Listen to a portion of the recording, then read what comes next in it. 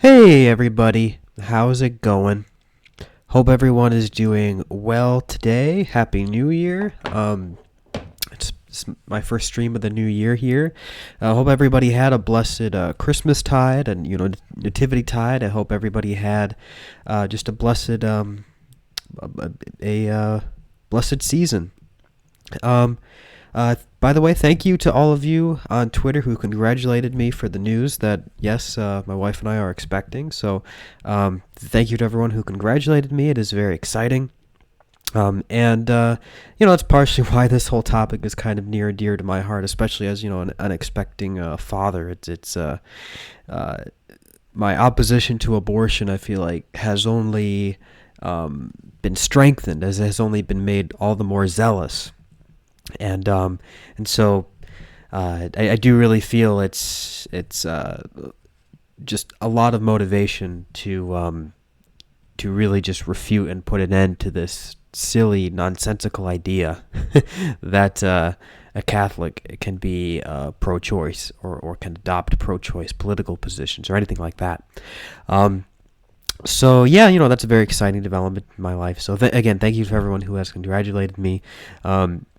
Just as a reminder, if you have any questions or comments throughout the stream, you can send a power chat, powerchat.live/classicaltheist. Might be extra helpful in these days given my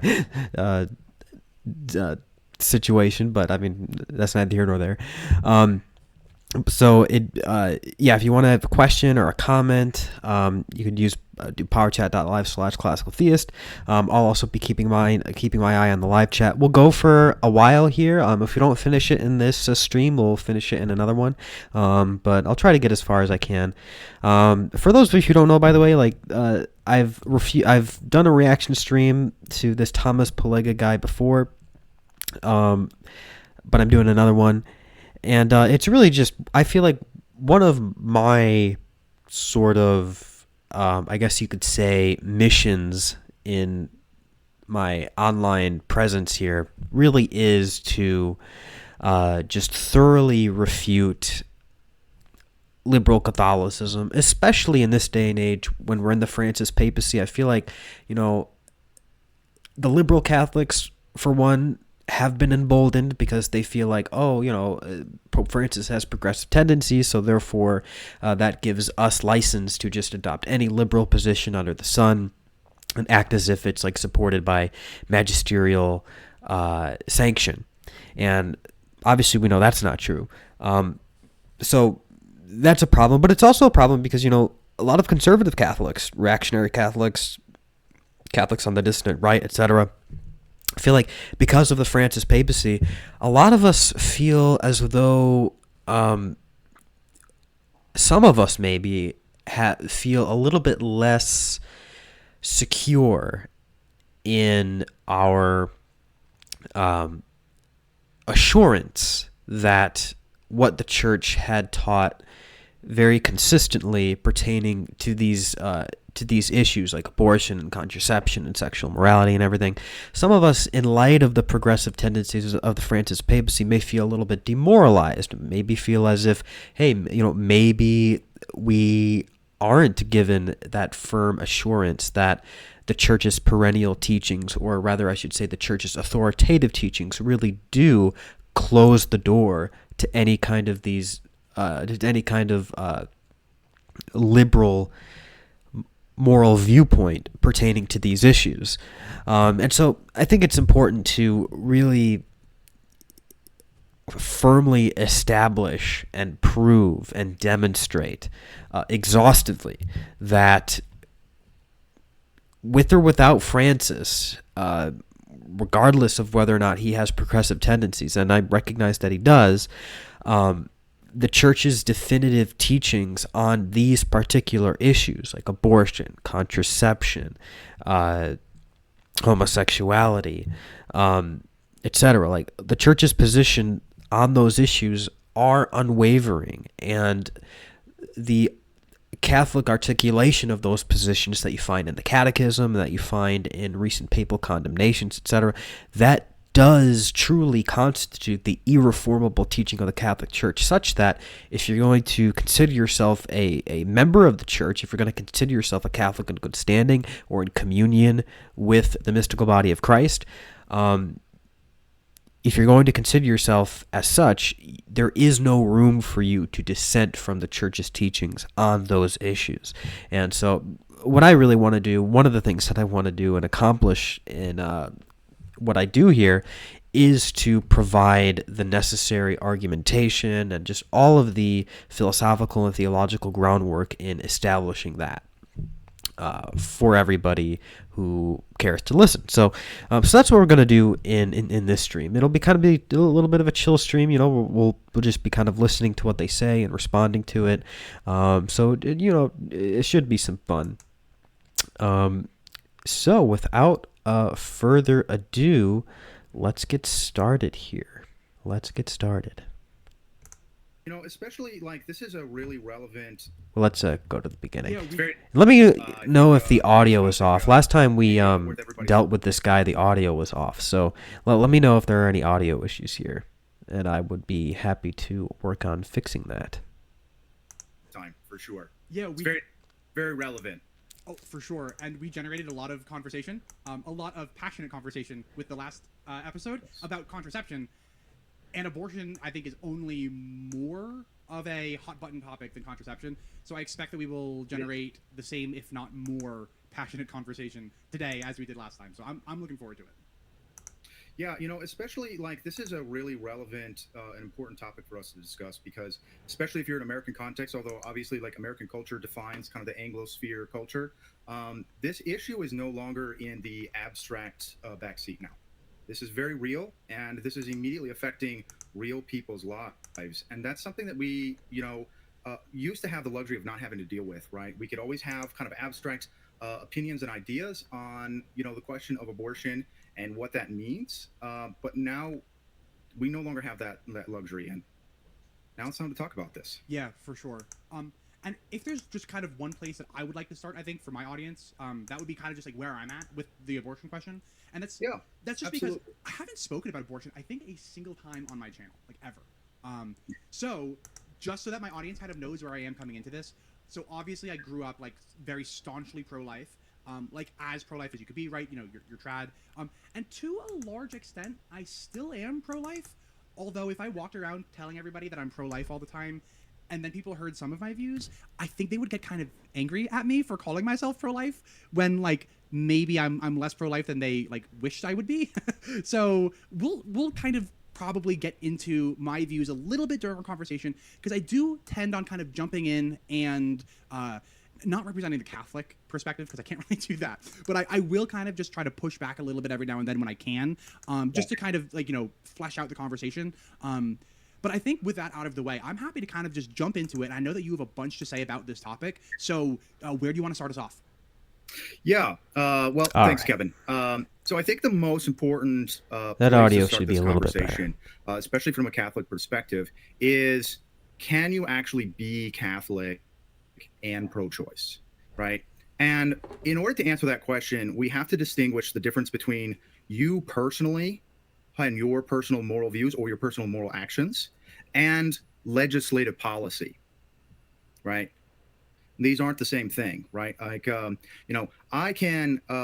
promote and support and vote for religious liberty, but that doesn't make me an apostate, right? In the same way, right, that, we can vote for, say, maybe, for your personal reason, say, hey, you know what? We should allow the legality of divorce and remarriage, or sex outside of marriage, or using contraceptives, or viewing pornography. Right, these are all. Well, I mean, that's kind of ironic to begin with, because, first of all, he doesn't even believe that contraception is immoral. I don't even know if he believes that, premarital sex is always immoral. So, he's kind of being a little bit disingenuous there, as if, he's totally on board with the church's actual morality on these issues, but just has a different prudential viewpoint about like political application. I mean, that's not really true with this guy either. So like he dissents from the church's views, not just in the prudential and political order, but also in the moral sphere. So you can't take this guy at face value when he says that, oh, I can adopt a different prudential position on allowing these evils, but I still regard them as evil. No, you don't. You don't regard all of these things as evil. So you should just be kind of like upfront about that. All legal, questions that you can say, hey, you know what? According to law, I think that these should be permitted. However, as a Catholic, I have strong moral objections to these, and so then I wouldn't want to do those, and I would encourage others not to do those. And those always have been separate, right? And like it's true that there is always going to be a little bit of a distinction between what you regard as the objective moral norm, the objective moral law, the natural law, like what are the precepts of the natural law, what are the obligations that flow from the natural law. On the one hand, yes, it's true, and on the other hand, how are you going to go about reflecting that in the political order? How are you going to go about reflecting that in the application of human civil law? Yeah, right. There is a distinction between those two things, and they're not always one-to-one. That's true. St. Thomas Aquinas certainly taught that. St. Augustine taught that, and the church teaches that. And we'll get into this a little bit later, and the magisterial documents are also pretty clear about this. Like when you distinguish between those two things, that can never amount to allowing for a civil promotion of or laws that go out of their way to make more accessible certain moral evils. Sure, we can acknowledge that like some moral evils might have to be permitted, in the sense that we may not, go after each and every violation of the natural moral law. Sure, but that's different from supporting laws that are specifically aimed at widening access to certain evils. So there's a bit of a distinction there that's being ignored. This is one of these issues that, unfortunately, like it's really not that complicated. We do this in every other issue in our lives. But when it comes to the abortion issue, people want this to be different. And the rationale is always going to be, right, like, well, the apostate question, well, that's okay because that's a religious question, right? And so, we've accepted, that doesn't have, like the civil law doesn't have to enforce church law. And within terms of, these other issues, right, that we do say, hey, the state actually has a definitive moral obligation to ban these. We always use the natural law argument. That is like, well, why is this not just my personal moral belief? This is something that I can and actually I'm required to impose on other people. And this is where, whether people admit it or not, right, when you make that argument, it automatically means that you're also making an argument of all those other issues that, the natural law doesn't say that, well, we can't use pornography or have sex outside of marriage or be divorced and remarry. And that's something, of course, like a lot of people are not very honest with, right? Go ahead. You were going to say something? Yeah. So I guess just like the first thing that kind of jumps out to me is that, and like, again, I'm putting on the pro-life hat here to some extent because I legitimately wear it, and I might also kind of trump it up a little bit for the sake of a good conversation. But the first thing that jumps out to me is that, well, the pro-life position is that abortion is murder, right? So it's not necessarily surprising that Catholics want to treat something like the legality of eating meat on Ash Wednesday as something that's different than abortion. Why? Because abortion is more akin to something like murder or theft. And actually, we just got a comment right here that says, and this is from Honestly Atheist too, so it says, should this reasoning extend to murder or theft, etc.? And so I think that's, even though Honestly Atheist is an atheist, I think this is like a good question. I guess we're both putting on our Catholic hats today. So what's kind of the response there? Yeah, so this is kind of what we're getting back to the natural law argument, right? Is that there are certain moral principles that are universally accessible to everyone. And I actually really love the fact that your, atheist friend here brought up theft and murder, right? The atheist has no compulsion or like second thinking of like, hey, whatever pluralistic society we might have, and like maybe that's really good. Yeah, but there are like standards that like apply to everyone, right? And obviously people are like, well, theft and murder. And of course the answer is yes, right? And so now the question becomes is banning abortion like murder and theft, right? If a society, for example,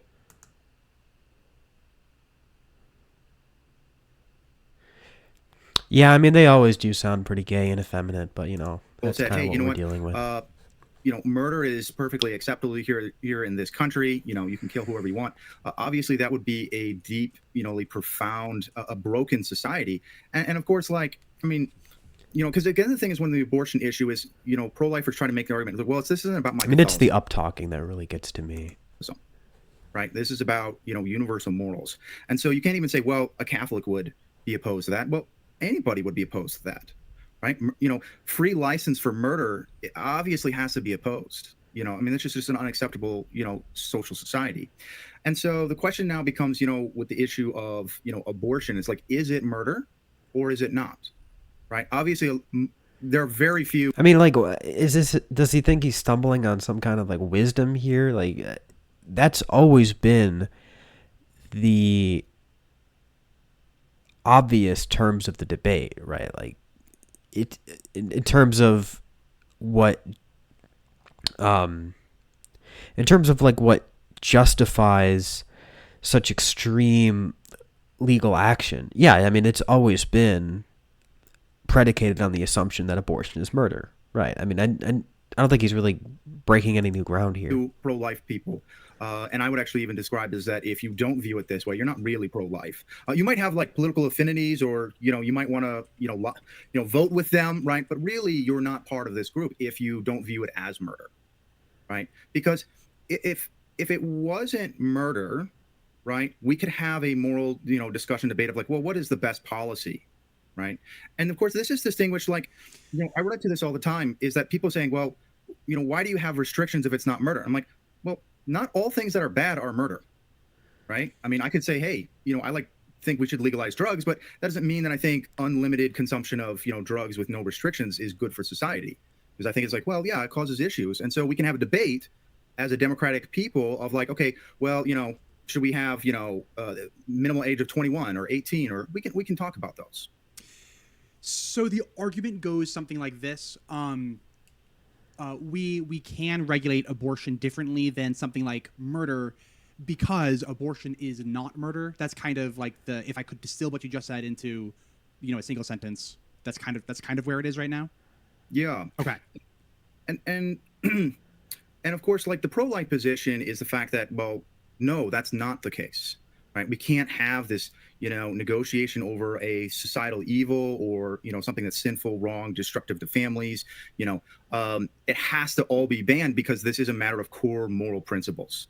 And the consequences, frankly, don't matter, right? Because like in the same way, you wouldn't say, hey, like, I think we should pass a law that allows, people to break into anyone's home that they want, right? Like, well, no, we can't really have a negotiation about that, right? Like that has to be a bare minimum starting point for societal well-being, right? And so now the question becomes of like, is this murder? And my first thing that, and this is where he's going to try to undermine like the church's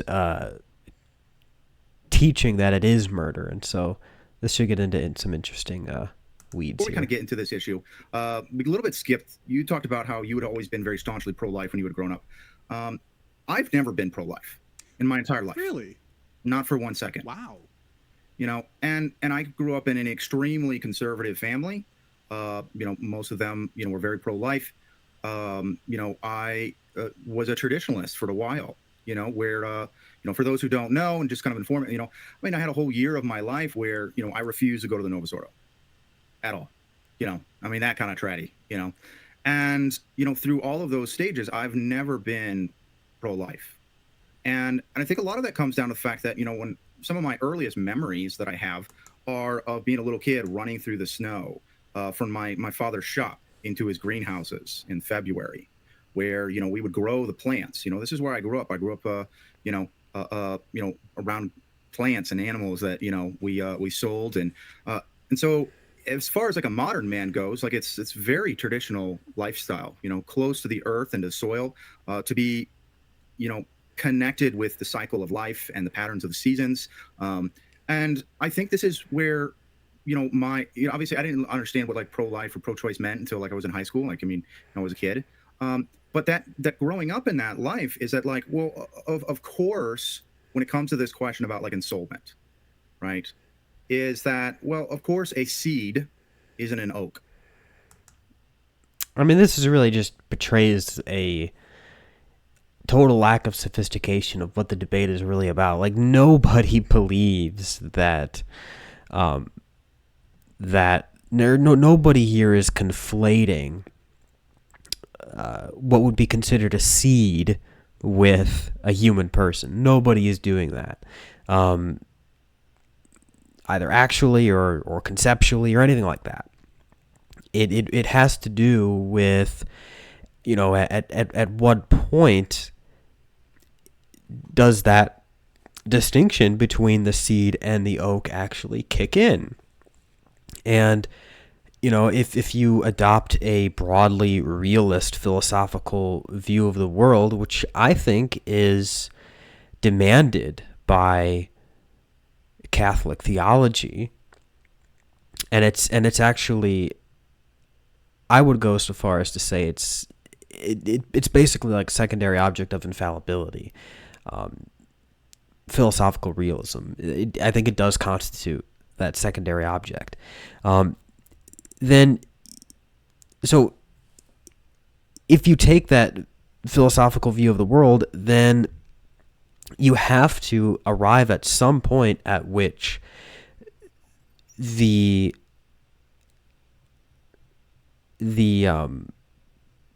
developing, or you have to come to a point where you are dealing with a reality that has, you know, subsistent being of itself. You're dealing with a reality at some point that has of itself tendencies and inclinations and you know, self-perfective purposes that stem from a singular substantial being or entity, right? And if it's not at a conception, then when is it, right? Like, because if you reject the view that at the moment of conception, you're dealing with a new individual human being, then you ultimately have to reject the view that that a being that acts of itself, like for the sake of its own perfection, like an entity that is discernible as an individual single entity, you have to reject the view that that constitutes an individual being or an individual substance. That's ultimately the view that you have to reject. So rejecting the personhood of the zygote, I would argue, gets you into deeper and deeper philosophical trouble. It ultimately undermines deeper distinctions and philosophical concepts that I think are baked into the deposit of faith about a whole host of other issues, right? Like the Immaculate Conception is one of those issues. I mean, how can you really understand the dogma of the Immaculate Conception without presupposing a philosophical view of life that is only consistent really with the pro-life position? And we'll get into that in a little bit more detail later, but I just wanted to lay that out first and foremost. It's just not. And when you grow close, you know, up in the world, close to the earth, and you're in contact with the natural environment, this is actually very intuitive, right? We just know that those aren't the same thing. And also we know that, like, well, yeah, like we have to restrain sexual procreation, right? The thing is, like, the seed in and of itself is not going to grow into an oak. Just like the sperm cell in and of itself is not going to start developing limbs or developing a brain or developing other kind of human organs. That's just not going to happen. But what is left to its own devices, as it were, or maybe to put it in a better way, what is considered as an organic unity going to bring about that further development? Well, it's the zygote. It's the fertilized egg, because once the egg is fertilized, at that point, it takes on an entirely new set of like teleological inclinations. It takes on an entirely new set of purposes of and its activity is qualitatively different now. It takes on an entirely new category of activity, because that activity is now sourced in this single entity, and this entity is irreducibly one. It's irreducibly whole now as a new entity with its own intrinsic dignity and teleological activity. Like, it is now its own reality. It has existence of itself. Like, that's the definition of what a substance is. A substance is that which has being of and by itself. That's not true for sperm cells, and it's not true for eggs. Like, they don't have being of and by themselves. They don't have that. Their existence is essentially accidental, because it's rooted in, or it's inherent in, a more primordial substance, namely of the man and of the woman. Like, they are substances, they are individual beings. But when the sperm cell and the egg cell, well, the sperm cell unites with the egg and fertilizes it, at that point it ceases to be reducible to those cells, and it now takes on a new independent existence of itself, of its own. Yes, it is dependent for its existence entirely on like the mother's gestation process and everything like that, but it has at that point taken on a new independent, an individual mode of existence.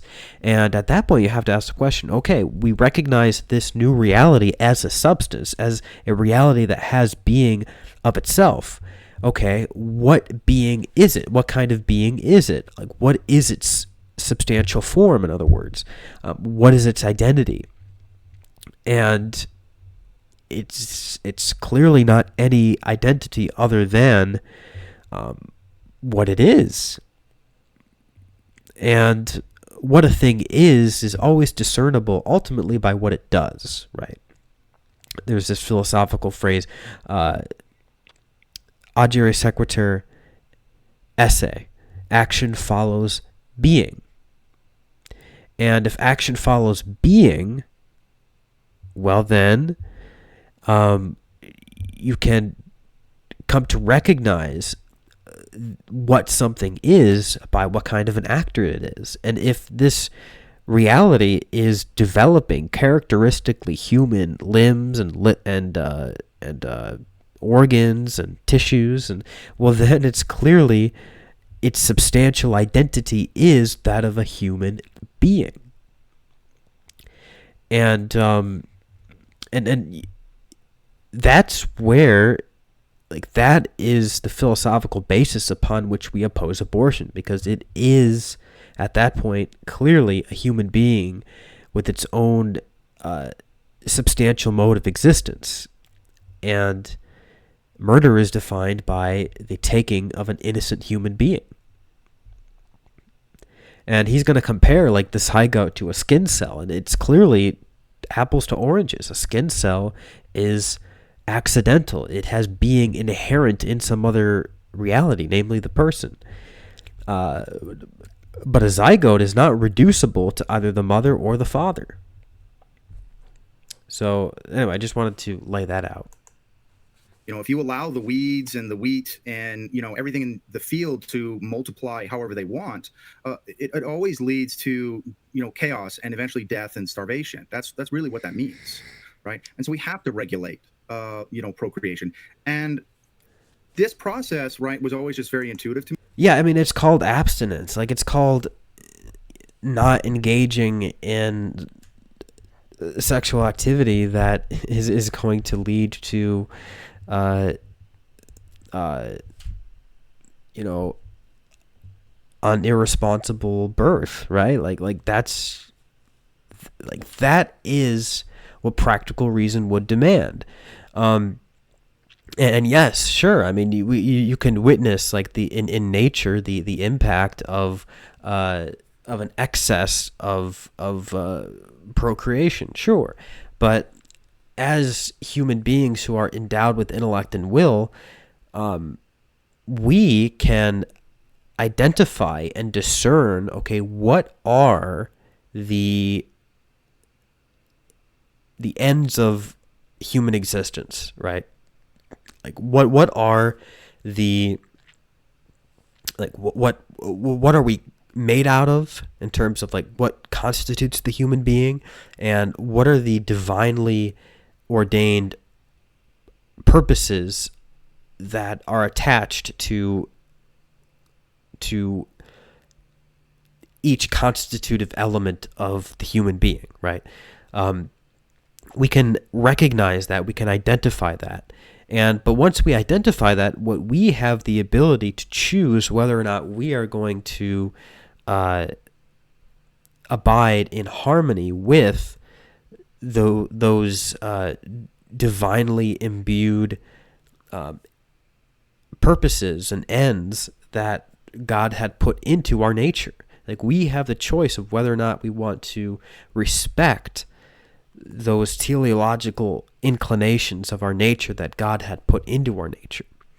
And so if we want to live responsibly, and if we want to curtail maybe some excesses of various powers or inclinations that we have, we can do that, but not in a way that's going to contravene or go against the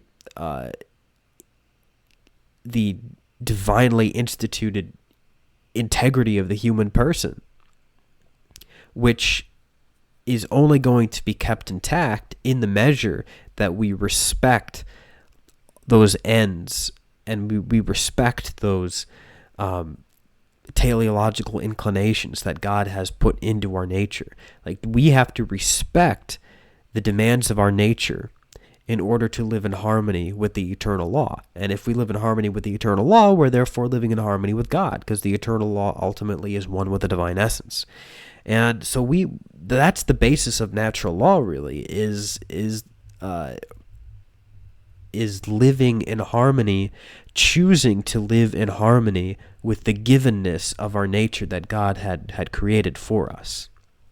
And yes, there's this whole realm of prudential practical reason in terms of regulating human behavior, but none of that can take place licitly if it's done in such a way as to contravene or go against the intended purposes of our nature that God had imbued in our nature. So it always has to be in harmony with what God has created. Like, we do not have the authority. We cannot arrogate to ourselves the prerogative of contravening these ends, because they're not ours to play with. We receive our nature on loan from God, and we have to return that to God while respecting what was loaned to us. I mean, if you're loaned money and you just squander it, or you use it against the purposes for which it was loaned out to you, then you're not a good person. Okay, like that's a terrible thing to do. If you're loaned money for a specific purpose, you have to abide with the terms of that agreement. And so, like, we are given this nature by God with certain terms that we have to read the TOS, guys. I mean, like, we have to abide by the terms of service for our nature. And that's really what natural law is about. I mean, when I put it that way, I mean, it doesn't sound as exciting as what it really is, which is, of course, ultimately partaking of the divine nature through living in that kind of harmony. But to use sort of an analogy, that's what it's like. To me, I never really thought about it. When I got into high school, really kind of what broke into my mind about this was the pro-life group came to protest at Notre Dame, which Notre Dame is across the street from my high school, because Obama had come there to speak on, being pro-choice. And, so the first time this topic became a point of discussion, and, so I talked to lots of, pro-life people, what they thought. And, it was like immediately just like, yeah, that's nuts. That's totally delusional. Yeah, well, so growing up, ever since. Yeah, something I will share is I've been to the Right to Life March in Washington D.C. I have not. I only went 2 years, and I believe I was like 10 and 11 years old or something. So this was over a decade ago. It was a decade and a half ago or whatever. I forget how old I am. But I guess I have a question for you if you don't mind, and I hope I don't like kind of derail where we're going. But okay. With regard to the greenhouse and like, hey, look, an acorn is not an oak tree kind of type deal, you're not going to necessarily hear a whole lot of pushback about like from me about an acorn not being an oak tree. So anybody who's watched my channel for any amount of time knows that I'm a nominalist, right? So I don't actually believe in these universals. So well, that explains a lot. I mean, the guy's a nominalist, so I mean, can you really expect all that much? So like, and I'm even willing to, I will take the very controversial stance and say that like, yes, a human fetus is not the same thing as an adult human being. Controversial, I know, but like obviously that's true. But here's kind of like the response that I give and the response that I hear a lot, and it's that, okay, yeah, so we know that a human fetus is not the same thing as an adult human being, but we're generally not so. I mean, like, is it as intuitively obvious that a newborn is the same thing as, a 40-year-old man in his prime? I mean, by what are like the precise distinctions you're using to discriminate between those two things? I mean, is it appearance? Is it viability? I mean, what are you using to make such a distinction? Because for us, it's super easy. I mean, it really is. Like, it's like, is this reality a unified being that of itself is going to develop into a fully formed human person? And if it is, well, then it is a human person at the beginning of that development, at the beginning of that unfolding. It's the same being. It's just developing and forming all of the proper characteristics that belong to a human being. So we have a very clear, clear-cut way of making the distinction. I don't think anybody else really does. Concerned with like like it's only wrong to end the life of an adult human being. We generally think it's wrong to end the lives of all human beings, needlessly, right? Like not counting war and stuff like that. So I guess how does your case kind of handle somebody kind of making that objection? Like, hey, look, it's not about whether the human is adult or child or fetus. It's about whether the human has whether that organism has human DNA or something like that. Yeah. And a really good question. I'm going to answer that, but I just kind of like realize I do want to kind of, because obviously this is for like Catholics specifically. So one of the things that people are going to bring up a lot is that, well, there's an automatic excommunication, right, applied to if you have an abortion. You can go look up in canon law, and people will cite this as being like, if you're pro-choice, right, you can't be Catholic. Now, of course, that canon isn't about your political policies, right? It's about you personally having an abortion. And yes, it does say for an abortion at any time period, right? So it doesn't discriminate, which of course was changed, right? Because that's not always how it used to be. That change happened in 1869, and actually only applied to doctors when it came to early term abortions. You know, for ever since we've had an excommunication applied to abortion, it's always been for the formed fetus. That's the term we use, right? Where the formed fetus is, this is now the time period of where this is a person, right? It's not just, you know, a potential life, a potential person. It is a person. And, you know, it wasn't until then, you know, 1917, that excommunication finally was the first time applied to a woman, right? The mother. And, well, I'll let him finish his point, and then I'll get into it. And so this teaching is actually very recent, you know, and I think this is actually one of the reasons why, even as like a very hardcore, you know, traditionalist, I never saw any issue, you know, with this. It's just like, yeah, I mean, it's just a very modern, you know, like moral theory. And this is where he like conflates an excommunicable offense with like an offense that goes against the moral law, and B, an offense that should be liable to criminal penalties. Not every criminal act, not every act that a Catholic would be obliged to treat as a criminal act is an excommunicable act. You know, you can be like I'm pretty sure, I mean, I could be wrong about this, but like if you, I don't know, like kill somebody in like a heat of passion or something, like a crime of passion or something, that's not an excommunicable offense, but it's a criminal act. You know, a manslaughter is not excommunicable, but it is a criminal act. I don't even know if like all murder is subject to the penalty of excommunication. So like, point is, like, there's a whole slew of criminal activity that is not excommunicable activity. I mean, it's activity that you would need to be forgiven for in the tribunal of the confessional, and, you know, it's activity that you would have to serve out your sentence for having done, but it's not all going to get you excommunicated, necessarily. Abortion has been subject to these canonical penalties precisely because it is so heinous of an act.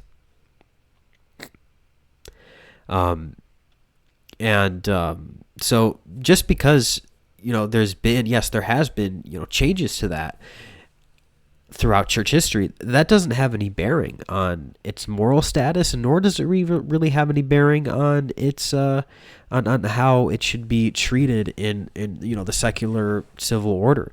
Of course, the church is going to approach offenses with a little bit more leeway and mercy than the state is going to, because you know, we're dealing with people's souls here, and there's going to be a lot, and the church always will give as much legroom and opportunity as she can to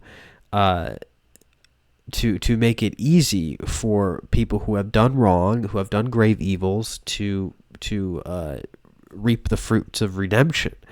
And so that's why excommunication, like the offenses that are excommunicable, are not in any way like one-on-one. They don't really necessarily correspond to what is criminal in the secular order, you know.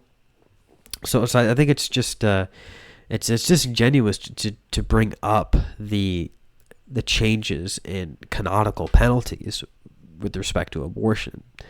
It doesn't really have any bearing on this issue at all. And we'll get to some of those more specific historical developments, because, like, I think the most difficult one to deal with, I guess, if you could use the word difficult, even though I don't think it's all that difficult, is the fact that, you know, Pope Gregory undid Pope Sixtus's or he didn't really undo, but he relaxed some of Sixtus's penalties for procuring an abortion. Basically, what Gregory did is he introduced the distinction between a pre-animate fetus and an animate fetus, and he basically said that if you destroy a pre-animate fetus, then you're going to be held to less severe of a canonical standard than if you terminate an animate fetus, or to use the term that Thomas used, a formed fetus. And a lot of people, a lot of pro-choice, Catholic pro-choicers like to say, oh, well, there's proof that at one point the Vatican or the Holy See was more sympathetic to a pro-choice stance, when really the opposite is true when you analyze that, because what you realize is that Pope Gregory, he still believed that killing a pre-animate fetus should be subject to civil punishments. And so if you adopt the kind of Aristotelian biology that would allow one to make that distinction between a preanimate fetus and an animate fetus, what Pope Gregory's modification of Pope Sixtus's decree, what that really means, what that implies, is that the Church is actually more harsh on this, because it treats as an abominable crime killing a fetus that is not perceived to be a human person.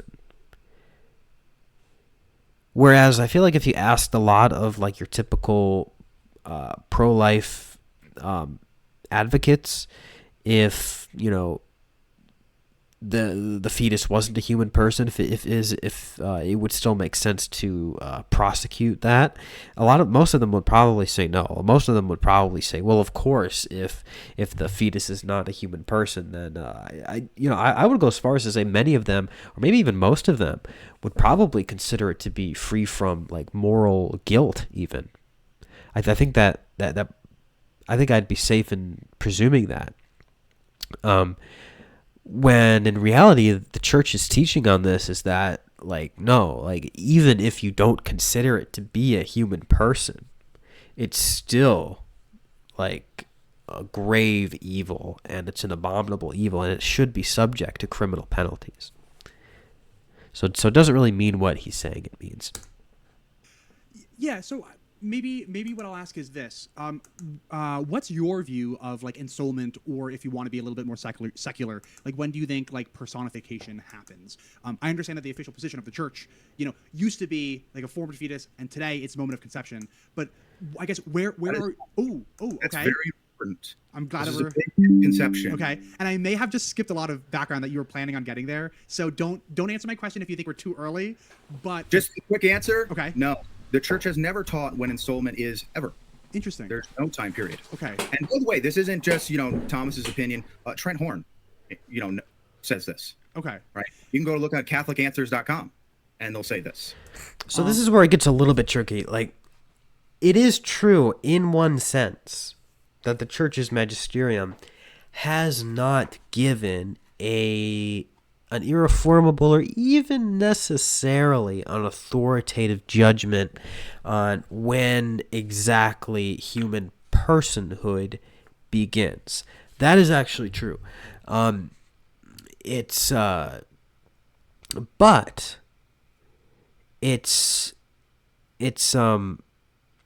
doesn't lead to the conclusion that he thinks it leads to. Well, I'll change this because this is just kind of a ridiculous. Church has not ever. There we go. Now, allow me to explain that a little bit. So what the Church has said, and what the magisterium of the Church has said, is that is that even if we can't arrive at with any degree of absolute certainty, at least in terms of magisterial authority, when exactly human personhood begins, the moment of conception is nevertheless the beginning of inviolable human rights that belong to that belong to the fetus. And it says this explicitly in a couple of these more recent magisterial documents. I'll give you an example here. Here's from the instruction from the Congregation of the Doctrine of the Faith, Donum Vitae. Donum Vitae was a very important instruction that came out having to do with, some very specific issues of bioethics. And what it said here,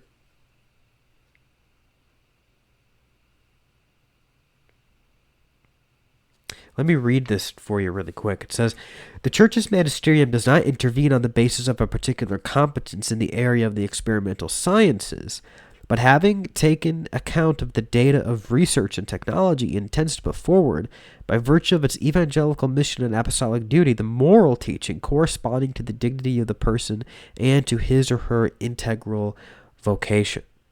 It intends to do so by expounding the criteria of moral judgment as regards the application of scientific research and technology. So, and it goes on to say, let me just find this here really quickly.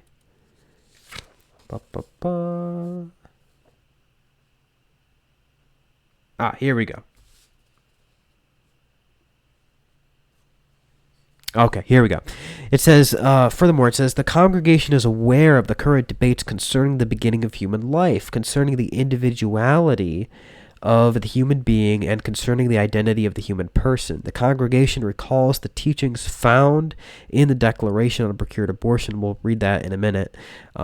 Quote, from the time that the ovum is fertilized, a new life is begun, which is neither that of the father nor that of the mother. So this, I think, is an authoritative teaching of the Church, that at the very least, at minimum, even if you don't regard personhood as taking place at the beginning of conception, which you really are exhorted to believe anyway, and you really should believe, but even if you aren't there, you still cannot deny that a human life has begun.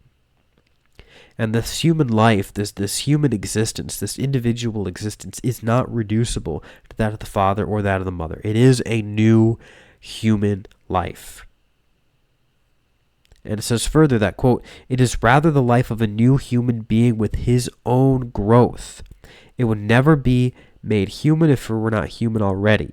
To this perpetual evidence, modern genetic science brings valuable confirmation. It has demonstrated that from the very first instant, the program is fixed as to what this living being will be, a man, this individual man with his characteristic aspects already well determined. Right from fertilization is begun the adventure of a human life, and each of its great capacities requires time to find its place and to be in the position to act. This teaching remains valid and is further confirmed, if confirmation were needed, by recent findings of human biological sciences, which recognize that in the zygote, resulting from fertilization, the biological identity of a new human individual is already constituted. Certainly no experimental datum can be in itself sufficient to bring to us the recognition of the spiritual soul. Nevertheless, the conclusions of science regarding the human embryo provide a valuable indication for discerning by use of reason a personal presence at the moment of the first appearance of human life. How could a human individual not be a human person? The magisterium has not expressly committed itself to an affirmation of the philosophical nature, but it certainly reaffirms the moral condemnation of any kind of procured abortion. This teaching has not changed and remains unchangeable. So this is really attesting to the definitive nature of this Catholic teaching, that all procured abortion at any stage constitutes a grave moral evil. And carefully analyze what it's saying there. It's saying that even if we can't arrive with any degree of absolute certitude when the infusion of the spiritual soul into this human life happens, nevertheless, at that very moment of conception, you have a new human life. And this new human life of itself is, it's ordered toward the development of those characteristic aspects of a full human person. So even if you want to take this whack job view that it's not a human person at the very first moment of conception, you are dealing with, nevertheless, a human life that the magisterium teaches is to be respected as fully enjoying the very same rights and dignity that you would afford to a human person. So it's kind of just saying it at the end of the day, whatever scientific or philosophical or anthropological position you take on it, it doesn't fundamentally change the morality of the act. And so I just want to read further what Dignitatis Personae released in 2008. It comments further on Donum Vitae. It says, if Donum Vitae, in order to avoid a statement of an explicitly philosophical nature, did not define the embryo as a person, it nonetheless did indicate that there is an intrinsic connection between the ontological dimension and the specific value of every human life, although the presence of a spiritual soul cannot be observed experimentally. The conclusions of science regarding the human embryo give a valuable indication for discerning by the use of reason and personal presence at the moment of the first appearance of the human life. Indeed, the reality of the human being for the entire plan of his life, both before and after birth, does not allow us to posit either a change in nature or a gradation in moral value, since it possesses full anthropological and ethical status. The human embryo has, therefore, from the very beginning, the dignity proper to a person. So even if you don't regard it as a person, it has the dignity proper to a person. So if you disagree with that philosophically, if you don't think it follows metaphysically, or what have you, that's irrelevant if you're a Catholic, because what the magisterium is teaching here is that, it's ultimately immaterial. And this is actually flies in the face of modern pro-life apologetics in a certain way, because modern pro-life apologetics always likes to say that, well, if it's not a human person, then abortion is acceptable. But because it's a human person, abortion is wrong. That's not really true.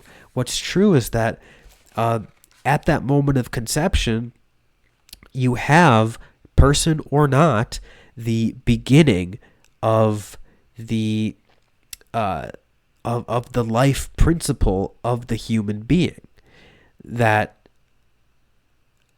of itself has been willed to be there by God. It is the result of the generative act, and as such, to terminate that life is a grave injustice. It is a grave injustice against that new life that has been created. It is also, furthermore, a grave violation of the same moral values that are offended against through contraception itself. Okay, this is why the immorality of contraception, I would argue, is integrally woven with the immorality of abortion. Like the immorality of abortion and the immorality of contraception, they are intertwined. And this is why the church has stood firm in opposing both. Abortion, yes, it is murder, but it is also it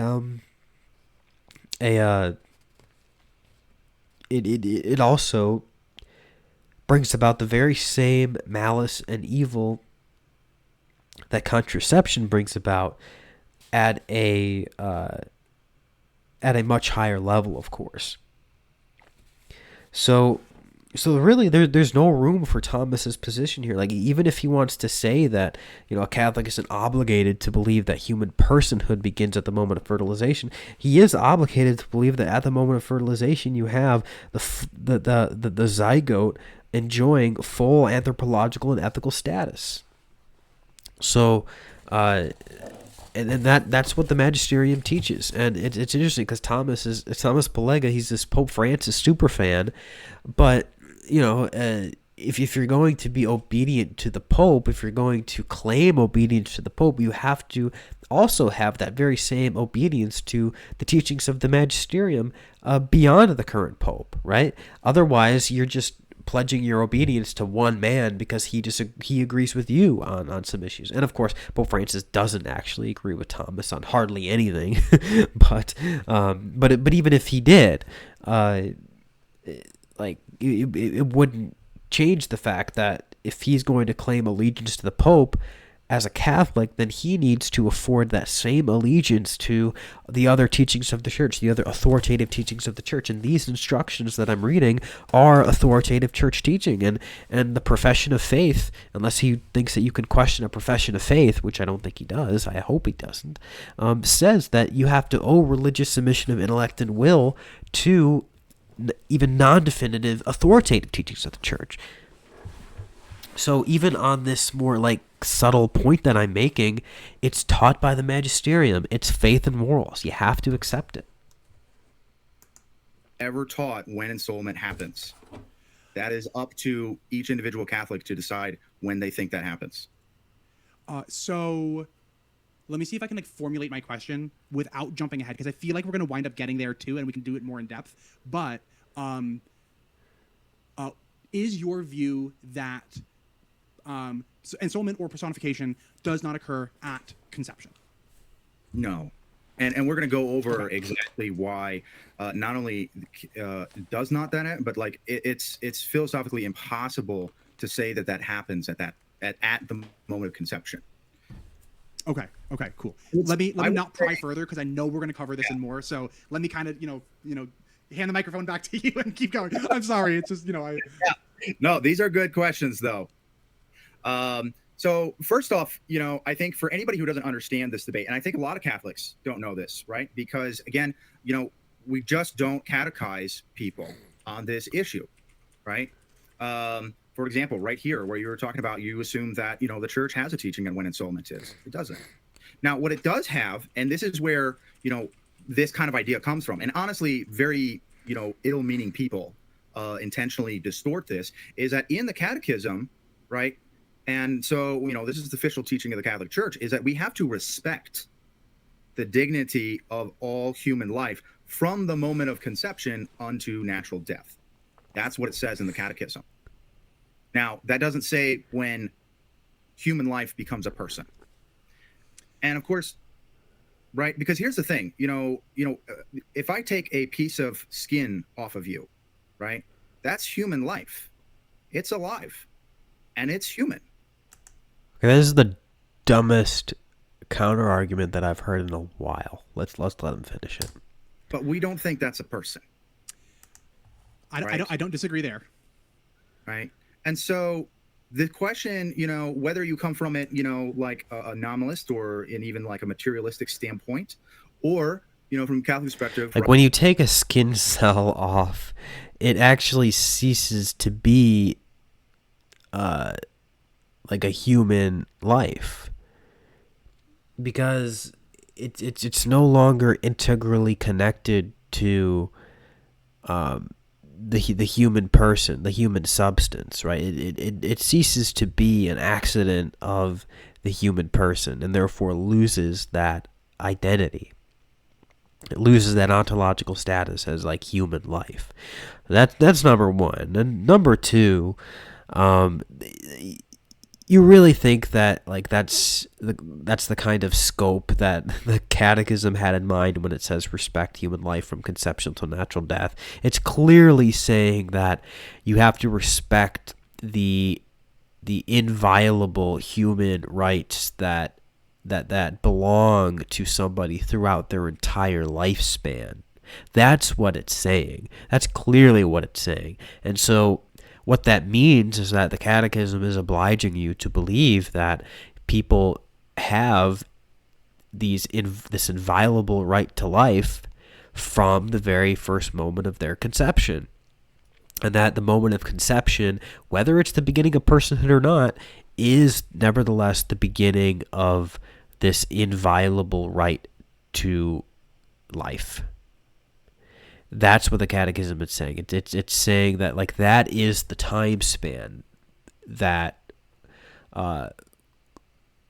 within which these inviolable human rights and this inviolable human dignity is operative,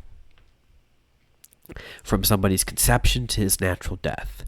Like, it's speaking specifically about, like, abortion and end of life issues, right? Like natural death in order to preclude euthanasia, and conception in order to preclude abortion. Like, that's the entire reason why that phraseology is there. So it's just very obtuse to say otherwise. Right? Like, the question about, the soul, that's what we call ensoulment, right? It's like, when does God individually create the soul, right? And then attach that to the body, right?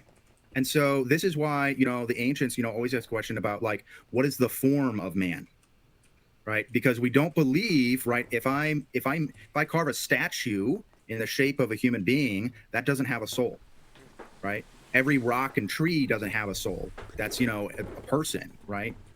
We're not animists. We don't believe in that. There has to be some distinct physical form that we're like, aha, that is human, and now is a person. And of course, for 90% of the church's history, right, the answer to this for virtually all Catholics, the answer was, well, at quickening or thereabouts, right? And this, obviously different, people have different interpretations exactly when the quickening, obviously, like, literally speaking, it's like when when the fetus kicks, right? However, theologians, like St. Augustine, thought, like, this was at about 6 months, right? It was like when ensoulment happens. Yeah, but if you ask any of those theologians if procured abortion could be morally permissible at any time before that point, they would have said no. They would have said absolutely not. Now, if you look at some of the, like, 17th century Jesuit theologians, like one of them was Thomas Sanchez, he said that, well, the pre-animate fetus could be terminated in order to save the life of the mother. Now, most pro-lifers would think, well, that's a reasonable conclusion, because if Thomas Sanchez is not recognizing the personhood of the pre-animate fetus, which you wouldn't if it's pre-animate, then of course it would be acceptable to terminate the fetus for, like, gravely proportionate reasons. But that position was condemned by Pope Innocent XI.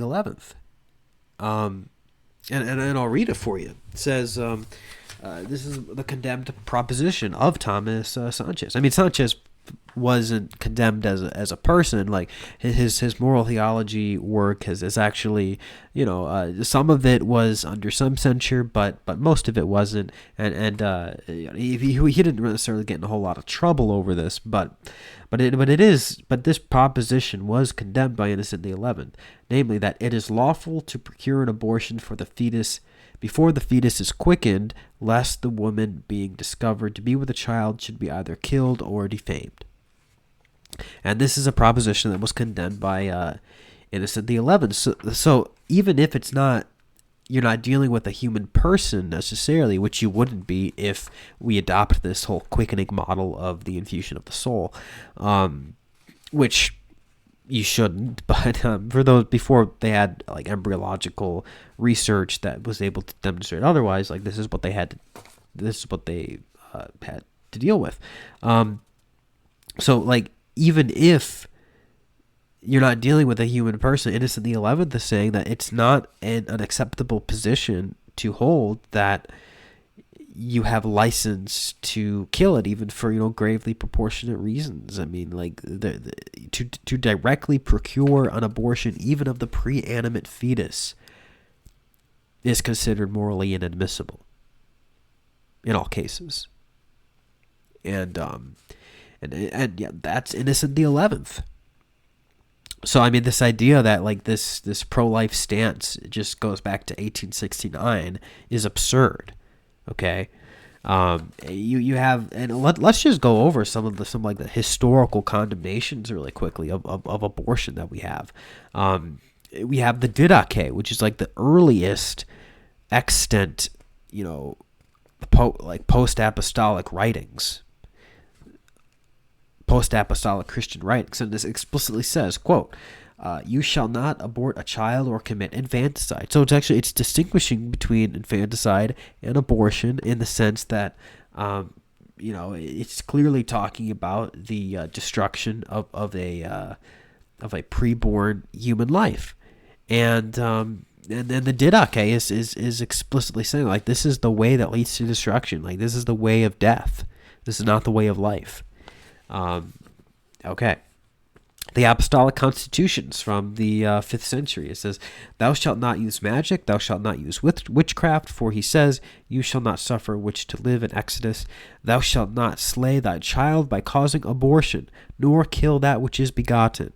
If it be slain, it shall be avenged as being unjustly destroyed. So those are the Apostolic Constitutions, clearly testifying to the grave immorality of procured abortion.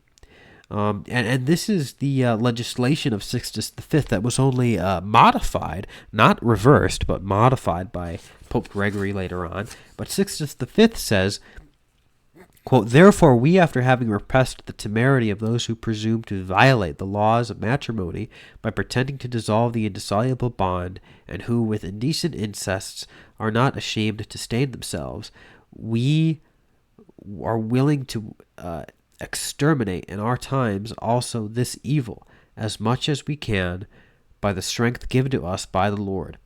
All and whosoever, men and women, of whatever state, degree, order, rank, and condition, even cleric, secular, or pertaining to whatever religious order, of whatever dignity and ecclesiastic or worldly illustrious preeminence, who by themselves or interposed third persons procure abortion of a fetus so that it is imposed on a pregnant woman, and even by other unknown and extremely researched means, so that really abortion follows, and even the same pregnant woman who knowingly did the aforementioned incur in sanctions and punishments established by divine and human laws and by canonic sanctions and apostolic constitutions, and which the civil and profane law inflicts upon true murderers and assassins who have actually and really committed murder. Here we, and by this our perpetually valid constitution, we state and order that the same punishments and laws and constitutions are to be extended to the aforementioned case.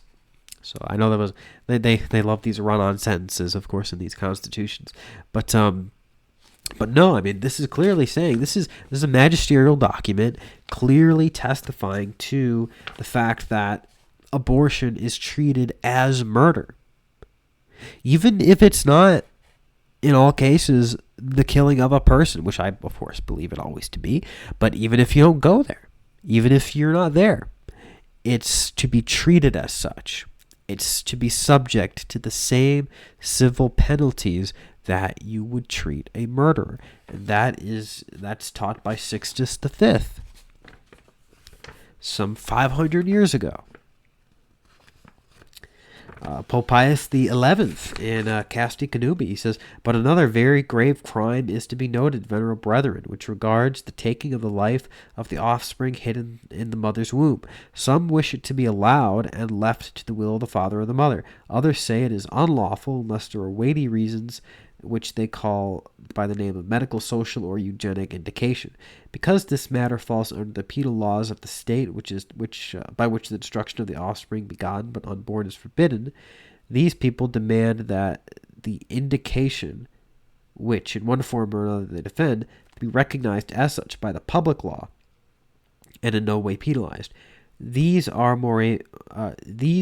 those, moreover, who ask that the public authorities provide aid to these death-dealing operations, a thing which, sad to say, everyone knows is a very frequent occurrence in some places. As to the medical and therapeutic indication to which, using their own words, we have made influence, venerable brethren, however, much as we may pity the mother whose health or even life is gravely imperiled in the performance of the duty allotted to her by nature, nevertheless, what could ever be a sufficient reason for excusing in any way the direct murder of the innocent? This is precisely what we are dealing with here. Whether inflicted upon the mother or upon the child, it is against the precept of God and the law of nature, thou shalt not kill. The life of each is equally sacred, and no one has the power, not even the public authority, to destroy it. It is of no use to appeal to the right of taking away life here. Rather, I should say, it is of no use to appeal to the right of taking away life, for here it is the question of the innocent, whereas the right has regard only to the guilty.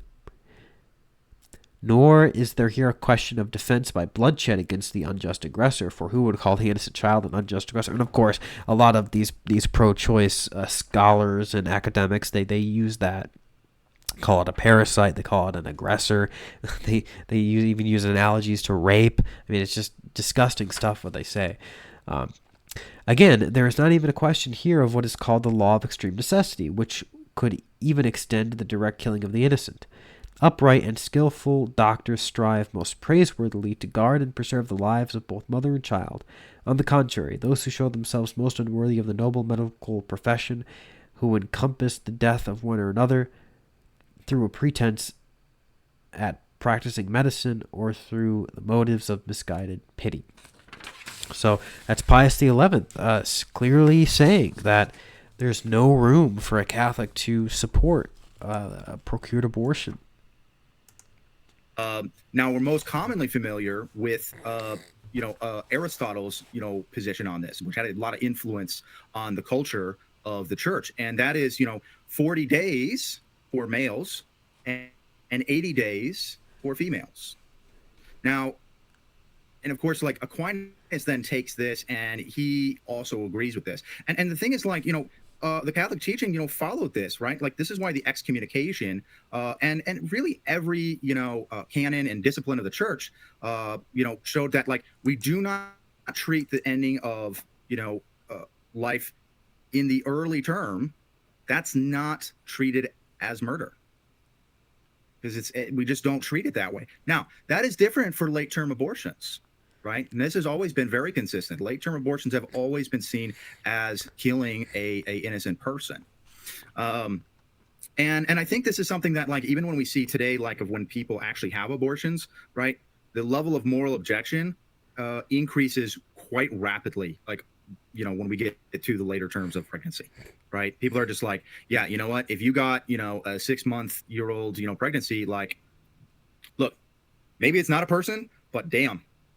Like, I really think it's a person, and like, and I, like, if I knew my brother or sister who did that, like, I couldn't look at them the same ever again, right? I've been trying not to interrupt, but I'm sorry. It's all, it's all bubbled up. So this exact point is something that I actually had, like, it was on my list of questions, and that's your point about, like, well, where's the line? Well, certainly 6 months, right? And then, you'd be upset enough that you wouldn't be able to look, your sibling in the eye. But 1 week is, and don't let me put words in your mouth, but 1 week is certainly something very different than 6 months. Okay. When I think about things, I certainly agree that a 1 week old fetus is in a very different stage of development than a 6 month old fetus. Like, I certainly, I can't argue with that, right? But where I do kind of, like, have my worries is, like, okay, where do we draw the line? And, like, evidently we have to. Exactly. And, like, you can't, because you lack the philosophical tools necessary to make that clear-cut distinction.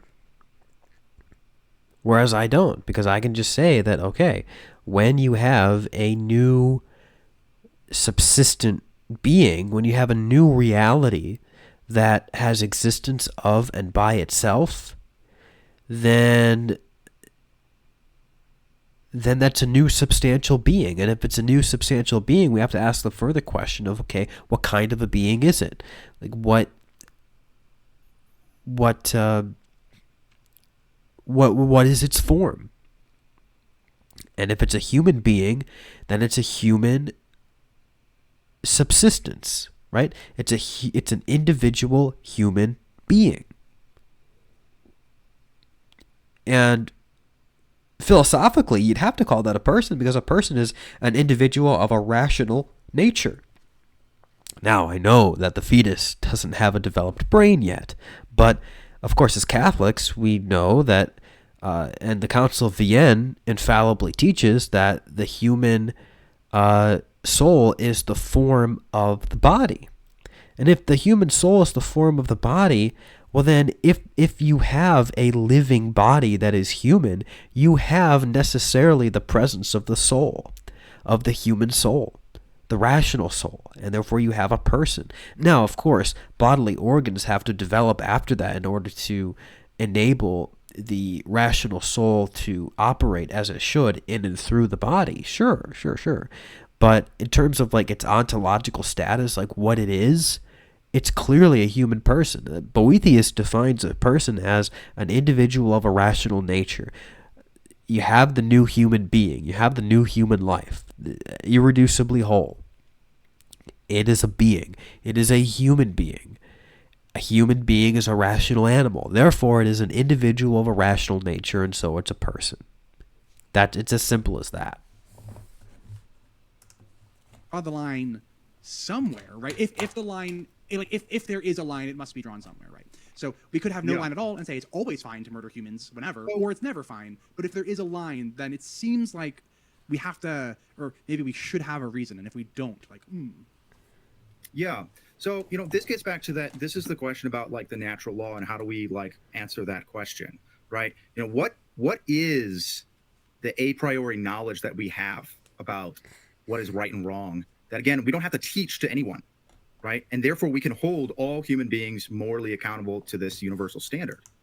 And that the natural law has been always very clear. It's at birth, right? At birth, it is indisputable that we now have a moral obligation to protect this person, and therefore it's also... Yeah, that's a good point, Cozy Dissident. He says in the chat, he says that, if a fetus isn't a person, then you could apply that to the retarded and the demented. Yeah, I mean, like, clearly. If the fetus isn't a person, and on that basis, it's okay to kill the fetus, then yeah, you would have to say that about someone who is deprived of the ability to exercise their critical faculties, because that at that point, like, you are conflating personhood with that ability to exercise critical thought. And so if that's missing, then you are missing an essential component to personhood, and so therefore you lose your human dignity on that basis. So I think that's a really good point. To a person. Now, go ahead. So maybe it's just the fact that maybe it's just the fact that, like, when I hear natural law, like, I have like heart palpitations. I just, it's the non-Catholic in me that I just do not like the concept of natural law in general. But trying to put that to the side. That's because people who talk about the natural law systematically abuse it in really ugly, grotesque ways. However, the real nature of it, like, this is the philosophical principle of like how can we hold any universal moral standard in a pluralistic society at all, right? Yeah, I mean, that's a great question. Like, why is genocide bad? Like, well, I mean, obviously we voted here in my country, we don't want genocide, but like, well, I mean, if people are committing genocide over in their country, I mean, they have a right to like choose that.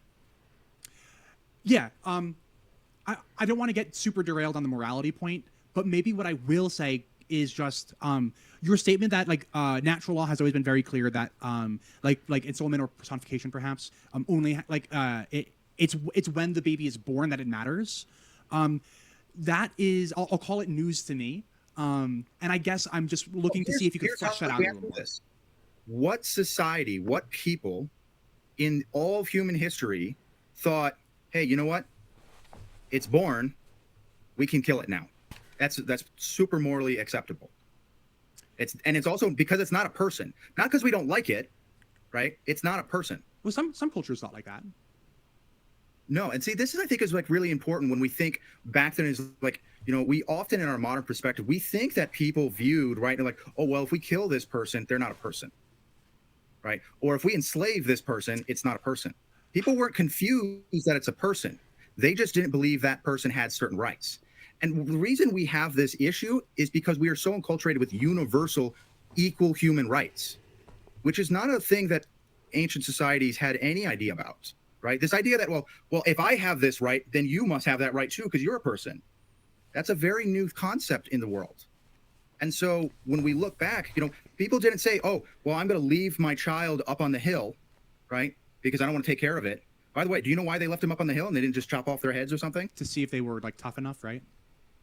No, because, well, you take an infant, right, and you put it up on a hill and you abandon it, it doesn't matter how fit that child is, right?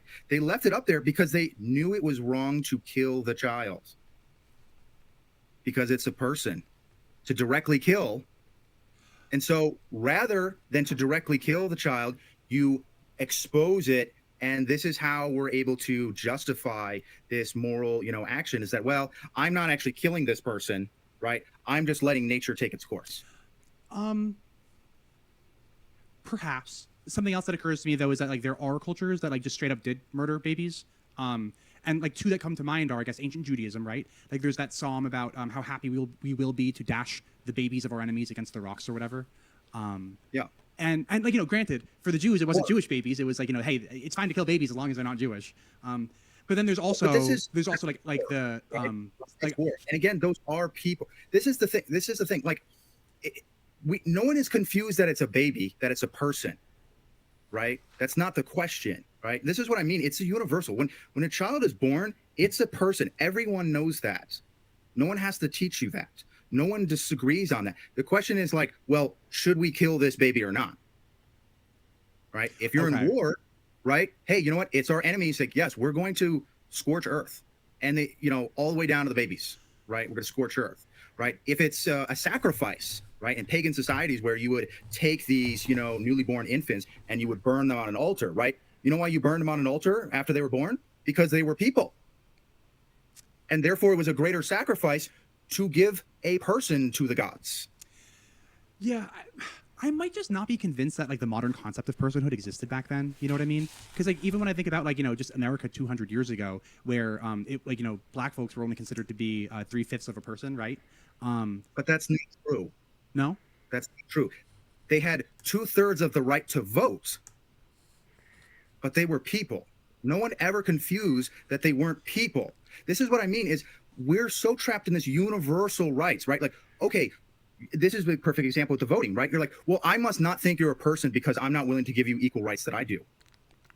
Well, ancient society was based on unequal rights, right? The idea of having equal rights merely based on your humanity was considered an injustice, right? Because human beings are naturally not equal, and therefore it would be unjust to give equal rights to everyone. And I think this is the same thing with, whether it's voting or enslavement, right?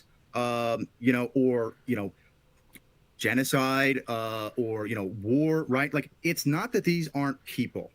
It's that these people no longer have the right to life, right? For whatever various reasons that we consider justified, right? I mean, he's not entirely wrong here, and of course, like traditional Catholic anthropologies operates under a similar sort of line of thought, which is the basis for why like medieval Catholic doctors thought that capital punishment was acceptable. Like capital punishment was acceptable because it was believed that the guilty forfeit their right to life. I mean, they retain their personhood, but they do forfeit the right to life.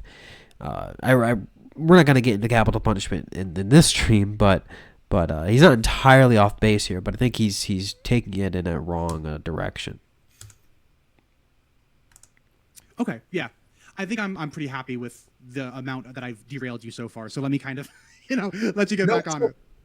Good. No, I'm glad we did this because I think this is really good, especially. Just address this power chat here.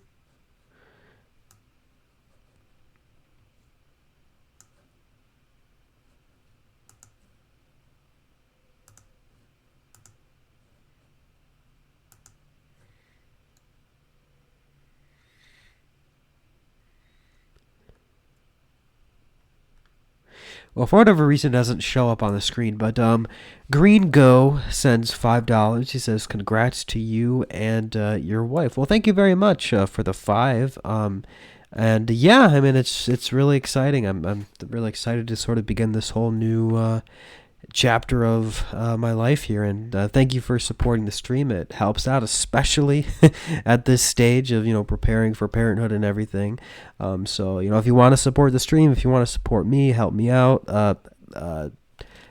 you can send a power chat at powerchat.live/classicaltheist, or if you have a question or a comment about what we're covering here,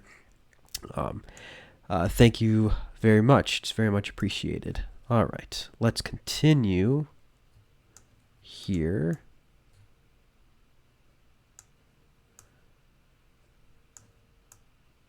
Let's see. Oh, did I lose the... One second.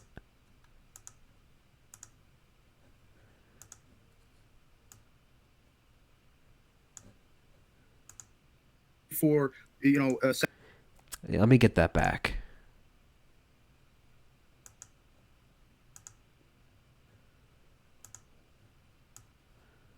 All right. secular audience, but also just like everybody. I think this is something that people have a really hard time wrapping their heads around, right? You're like, okay, how can a slave, right? It's in scripture, right? It says, he's my money, right?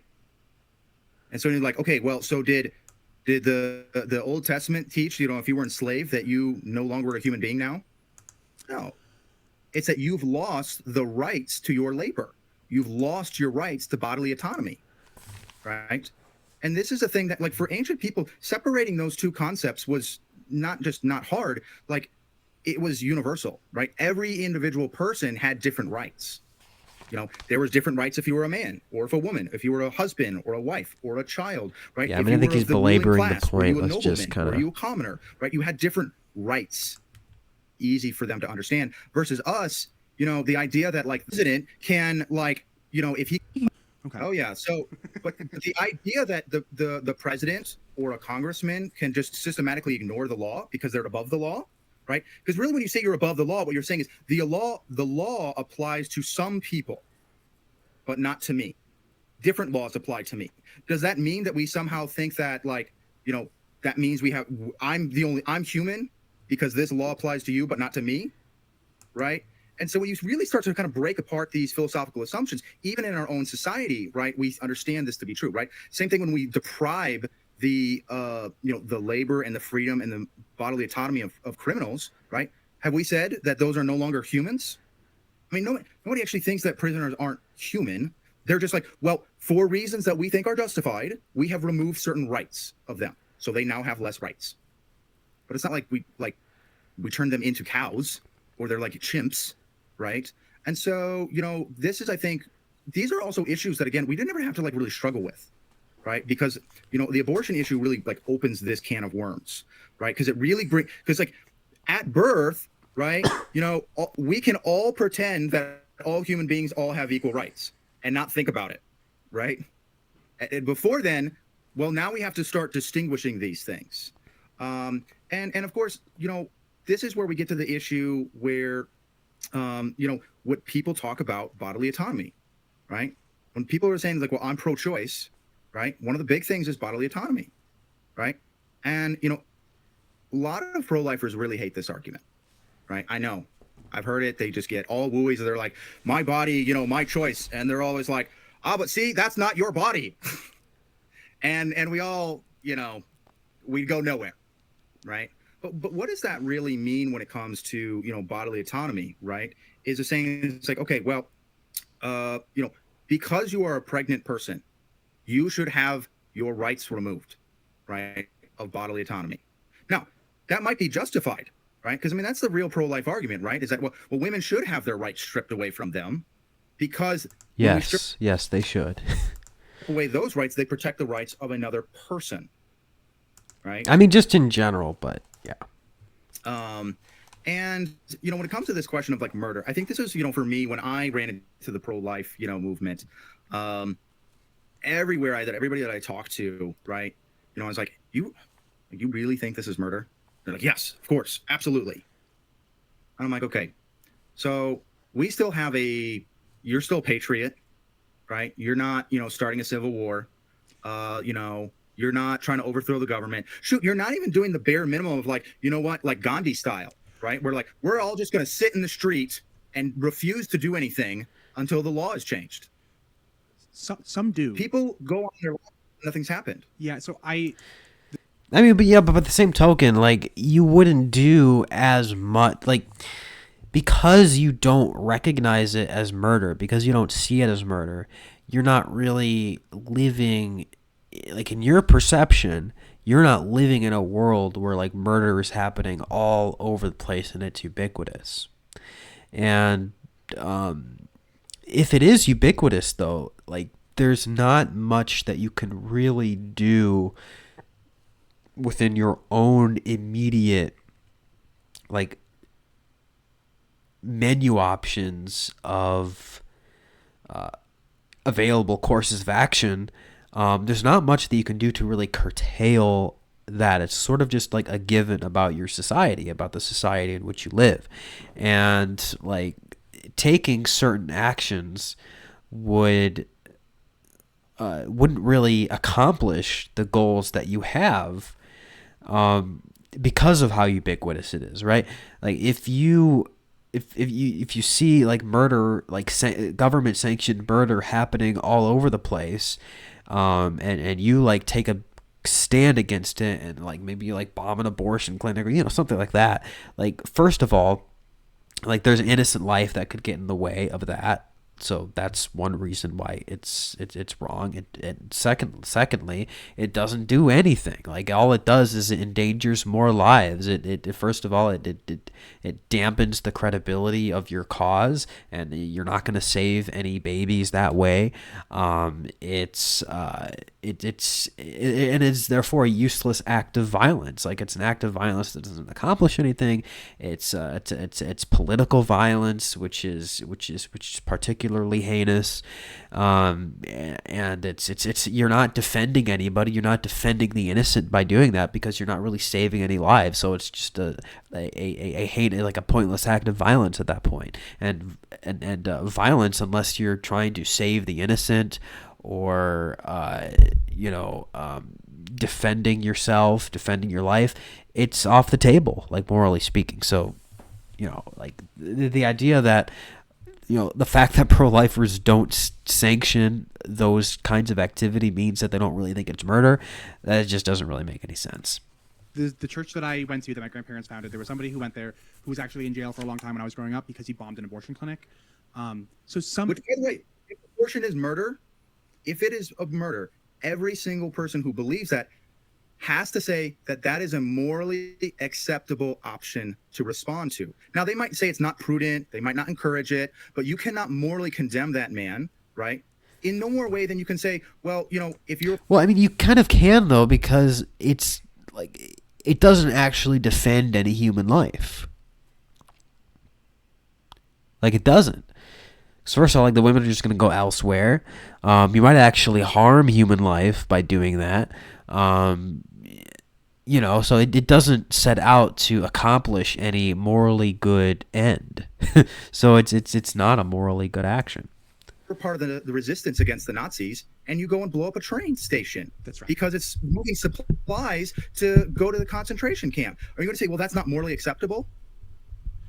Terrorism has to be a morally legitimate option.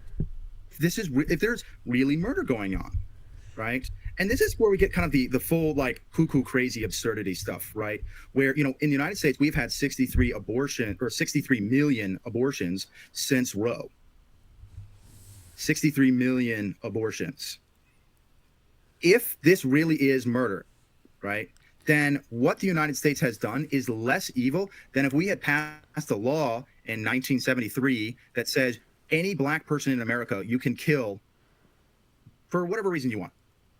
Right? Like, if you just see them, right, and they're just, like, walking around and you don't like them, and then Americans systematically killed every single African American in the United States. And I don't believe anyone, if that was really happening in this country, that they would respond the way they are doing today, because we all know that is murder. We all know that would be murder. We would absolutely melt it. And people would be in the street with their guns trying to overthrow the government, of just like where we'd be arming people, to resist and protect themselves. We like, and this isn't just a theoretical thing. Like, this kind of stuff happens in societies, right? When you have like the government just like, well, genocide's okay now, right? There's always long sustained acts of political violence and aggression, because that's what happens, because when it's murder, and people know that. And this is like kind of like Fed talk, honestly, trying to like entrap like pro-lifers into. And this is where I'm not saying that's what he's trying really to do, but like people it comes off who want that to way. value the life and take seriously or have moral problems with abortion, right? I'll be totally honest, right? Like, as a Catholic, right? Like, I have never thought that abortion, is a moral good. It's always got to be evil, right? And not because it's murder, right? But it's a for whatever situation you were in, right? You now have to destroy an icon of Jesus Christ, right? That's really what's happening here, right? And just in the same way that I think that, like, when you talked about, the honoring the body, I would see as like morally reprehensible that somebody would just take some, like, let's say if I died, right? If I died and somebody just dumped me in a trash can, right? Like, that's really morally reprehensible. But when it comes to the question of like murder, I'm like, I just don't believe that this is murder. And I don't believe that anyone else does. And that's the problem, is that like, it's all a fantasy. And of course, like, it was meant to be this, right? This isn't an accident. Okay, like, you can believe that, but again, like, in what sense are you meaningfully Catholic then? Because clearly I've read many magisterial documents here, and I'll just read the definitive one. Like, John Paul II, in my view, he clearly infallibly defined the matter, actually. I'll read this just really quickly here.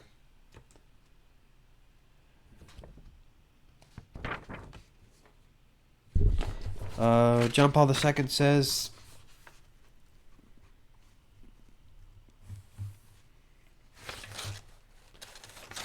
I'll just read the most definitive part. He says, given such unanimity in the doctrinal disciplinary tradition of the Church, Paul VI was able to declare that this tradition is unchanged and unchangeable.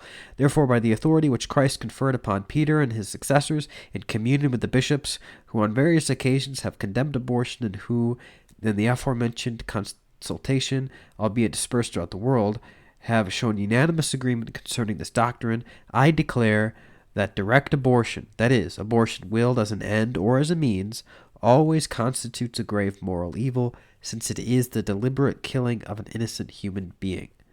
This doctrine is based upon the natural law and upon the written word of God, is transmitted by the Church's tradition, and taught by the universal and ordinary magisterium. Like, that is clearly an example of an ex-cathedra condemnation. I mean, he is... And then he says, after that, he says, no circumstances, no purpose, no law whatsoever can ever make licit an act which is intrinsically illicit, since it is contrary to the law of God, which is written on every human heart, knowable by reason itself, and proclaimed by the Church. So, like, he's saying there that that direct abortion at any stage it constitutes murder, because it is the direct and intentional killing of innocent human life. And again, that also sidesteps the question of installment. It entirely sidesteps it. It's immaterial, actually, to whether or not it's murder.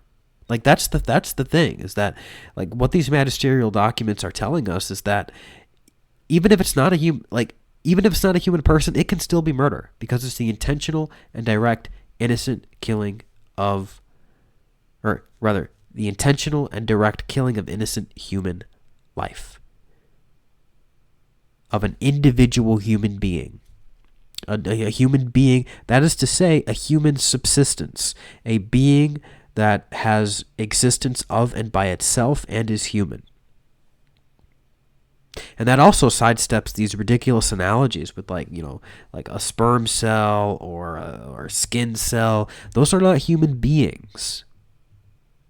because they don't have individual subsistence. They don't have, they're not substances. They're not individuals that have existence of and by themselves. They have existence in an entirely like derivative, in an inherent sense. Like they have accidental modes of existence.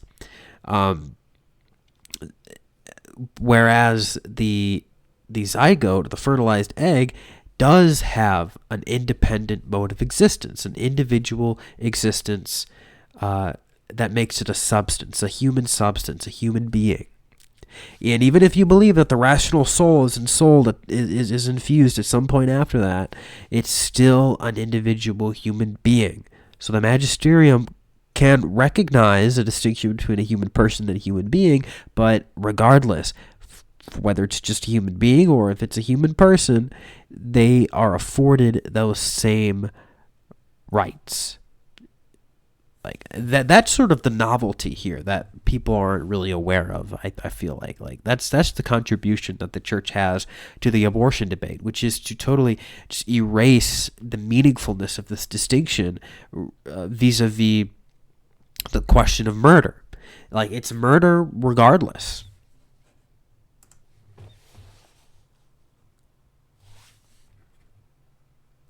Right, and this is why the pro-life movement is something of the mid-20th century here in the United States.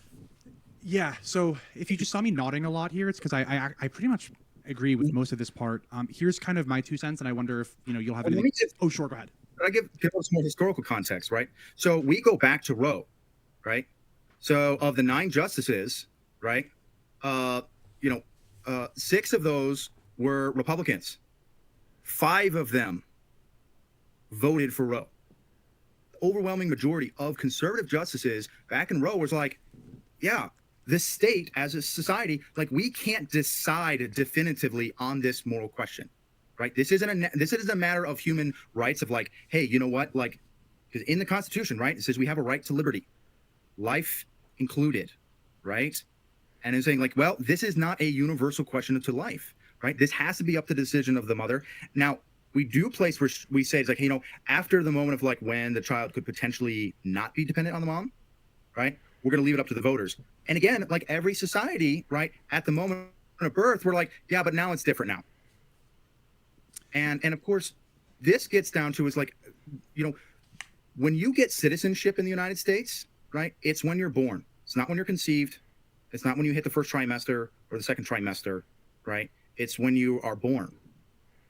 And I think this is like the very reason why, like, the church itself doesn't baptize you when you're conceived, or even if you have a miscarriage and the child is still alive outside the womb, we don't baptize them. Are you sure about that? Yeah. And the reason I ask is because like a family friend of ours. Right here in Summa, Thomas Aquinas specifically talks about this, and he recommends that we should change the practice. Right? Because he thinks that after about, 40 to 80 days, depending on the sex, right, this has a soul, and so we should baptize. But he uses this of saying is like, right, like this is a clear moral indication that like what is happening before birth, right? Is this? First of all, the church has no prescription against baptizing like a miscarried body. Like, if there's discernible signs of life there, then yes, of course, an emergency baptism can be given. And of course, the reason why you can't baptize a fetus is because you can't perform the rite of baptism. I don't know if Thomas knows this, but the fetus is inside the womb. You can't perform ritual baptism on a fetus that's inside the womb. It's just not going to work. Like this is a barrier there. Like, if there was a way to do it, like maybe the church would change the practice. I'm sure she would consider doing so. But until that's like a practical and physical possibility, like you can't baptize a fetus. It's not because we don't recognize the personhood of the fetus. It's because there's just this physical barrier there that prevents us from performing the ritual baptism. I mean, pretty simple and straightforward, it seems to me. Not the same. It's just not the same. Yeah, the reason I ask if you're sure about that is because I seem to remember a few like rather morbid cases, I suppose, of women who knew that their baby was going to be dead within minutes of being born, if it was even, if it even survived the process of birth at all. So they kind of like went into the hospital and they delivered a baby that they knew would either be dead before it was born, but they do it anyway. And there's a priest there, and the priest baptizes. And I know of cases where the priest like baptizes like a dead baby, like the baby died at some point, like prior to the delivery, but they baptize it anyway, like just in case, kind of, I think. And I know that some of these occur like 6 months and 7 months and stuff like that. So that's like really early. But this has never been a universal practice, right? Okay. What some individual priest does or doesn't do, right?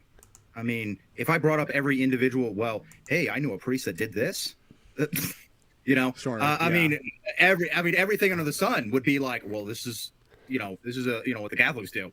No, that's not what the church, promotes and promulgates. That is not her official position. It's not even a common practice or standard practice, right? It's some guy did this, right? Yeah. And so it's never been the case that the church has ever made any kind of statement to the effect of, hey, it's fine to do this as a rule. It's just that individual priests have done it. That's kind of what's going on. Yeah, well, and a great example is like with a baby who's passed away, right? I mean, Catholic teaching unambiguously is clear that like you cannot baptize a dead body. There's no person there. You can't baptize it. I'm really reaching on this one, but baptize a person. I have to baptize a person. I seem to remember this idea. And I mean, like, yeah, that's true, but that has no bearing on the question of abortion. Like I said, like, if there was a way to physically baptize the fetus, I'm sure the church would consider that a legitimate practice, but there's just no physical way to do it. Okay. Sorry. Idea that like the soul might linger in the body for like up to a certain number of hours after death. That's why they'll give extreme unction to dead people. Like if you died 10 minutes ago, they're not going to not do extreme unction, kind of. Yeah. Now, extreme unction is a good example, right? Because they will do that even after you're dead, even though they shouldn't.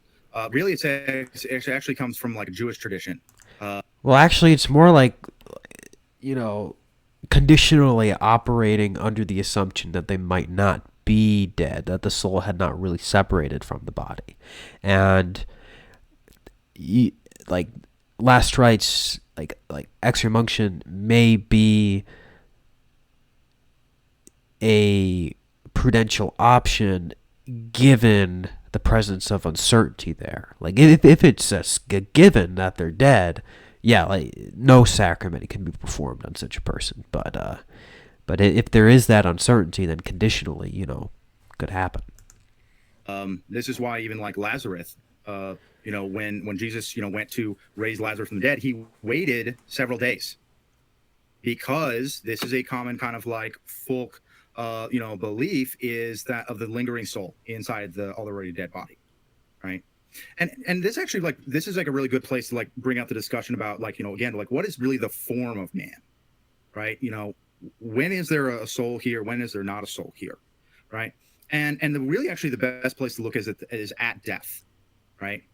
So, again, this is that thing about, like, is it human, right? Make this argument, right? Like, well, it's human, right? It's alive. It's, it's got a body, right? And, therefore it's a person. Well, when does a person die?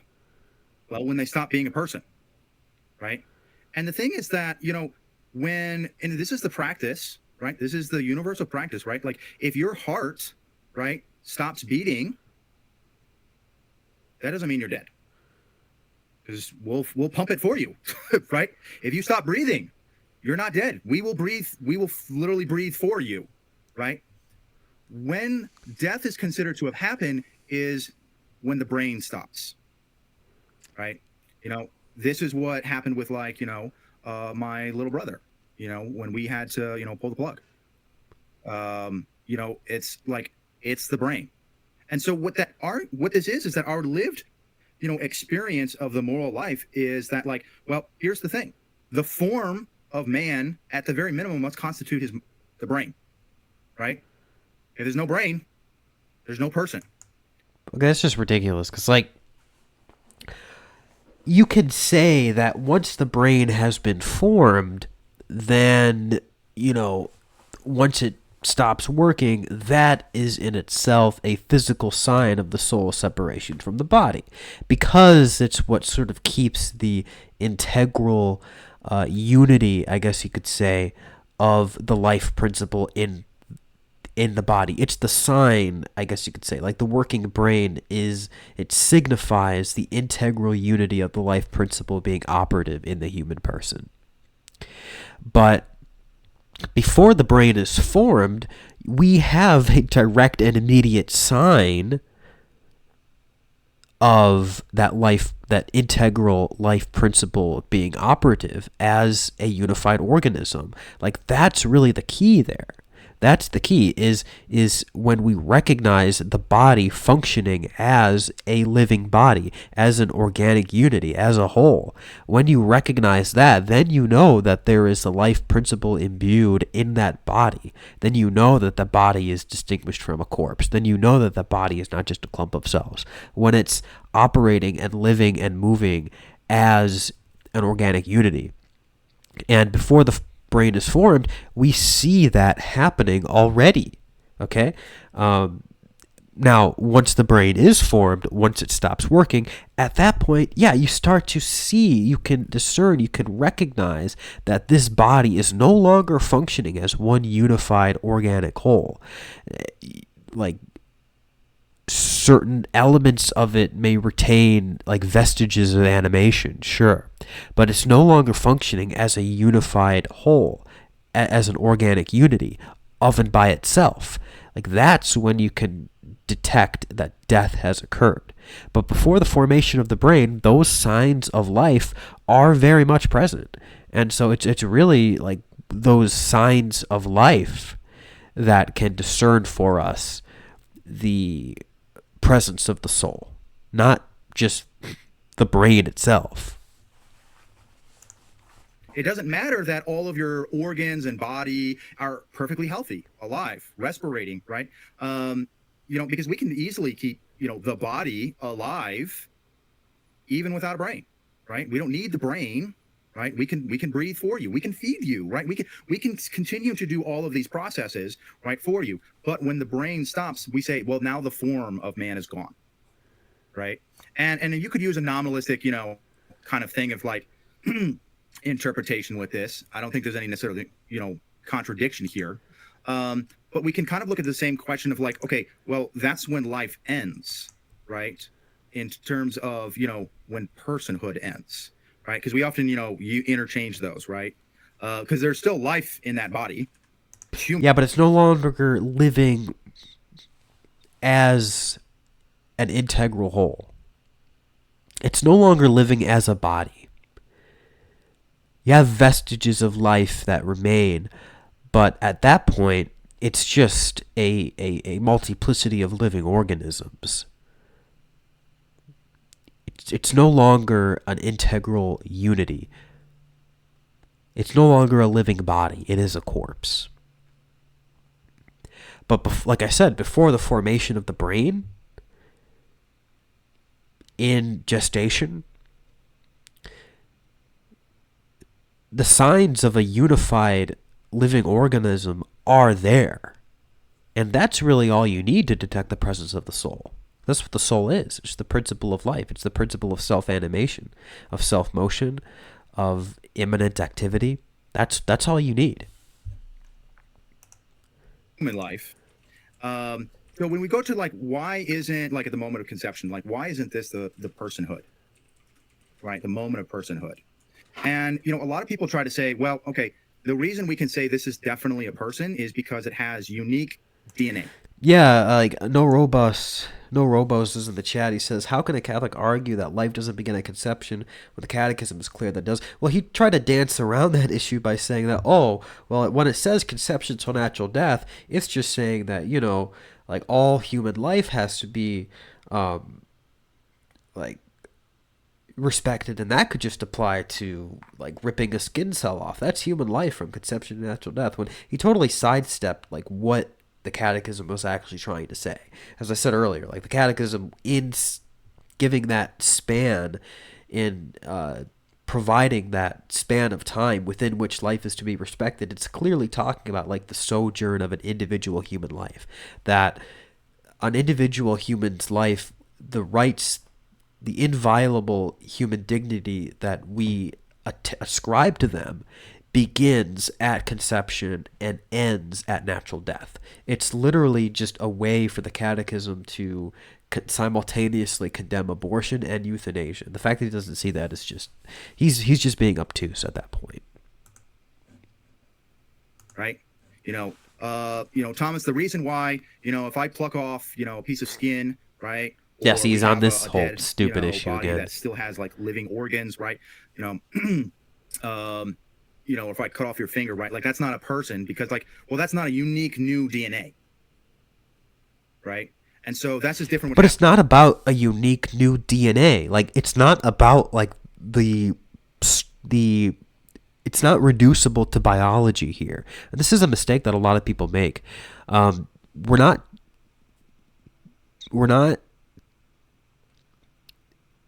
We cannot reduce questions of life, of when life begins, of what life is, of what life consists in. We cannot reduce those questions to the biological sphere of life.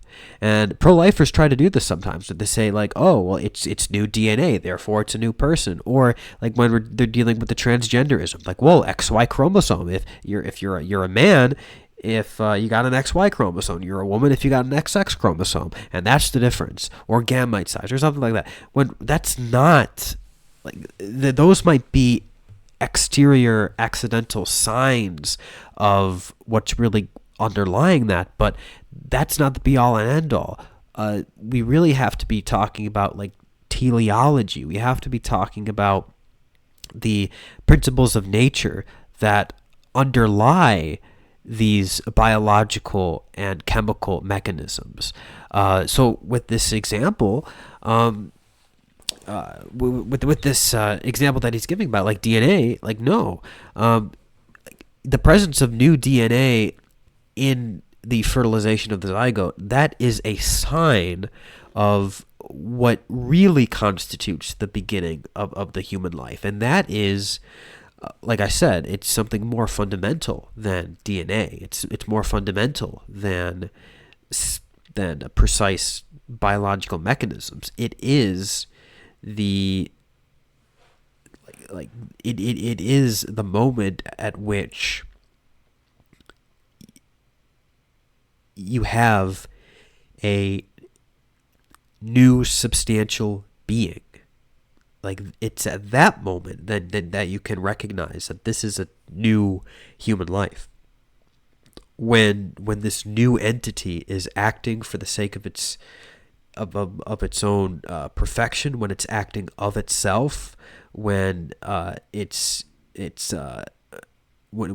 moving as an individual organism, when it's showing signs of individual existence, that's when you identify it as a substance. And identifying as a substance is what then allows us to say that this is a new human being.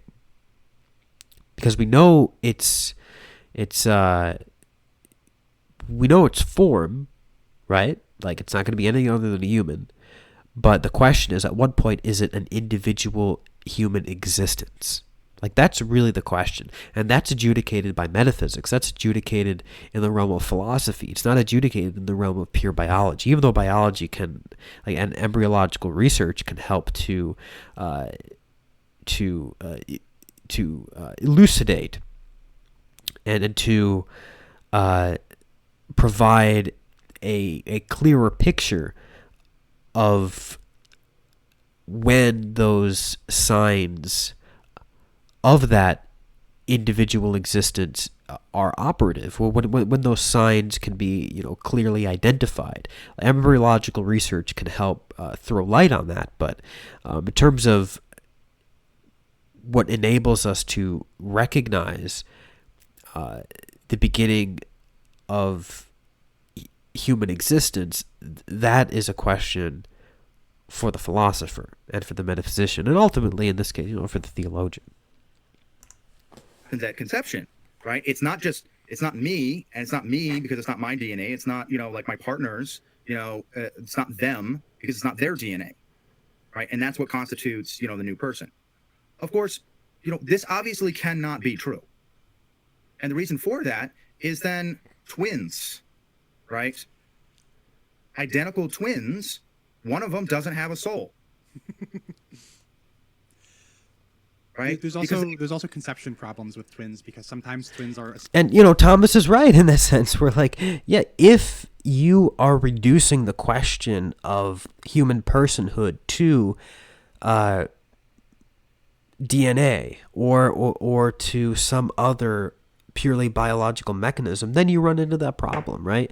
Like, if there's not any, like, new DNA, then by what mechanism do you distinguish one twin from another twin in terms of the soul, the presence of the soul there? You can't really do that very easily. Whereas if you locate the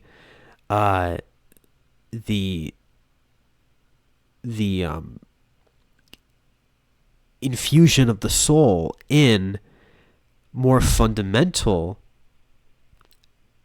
principles of being, then it's a little bit easier, because like when you're dealing with this twin situation, well, then it's even though it's not outwardly discernible at some point, you nevertheless recognize that there are two principles of existence there.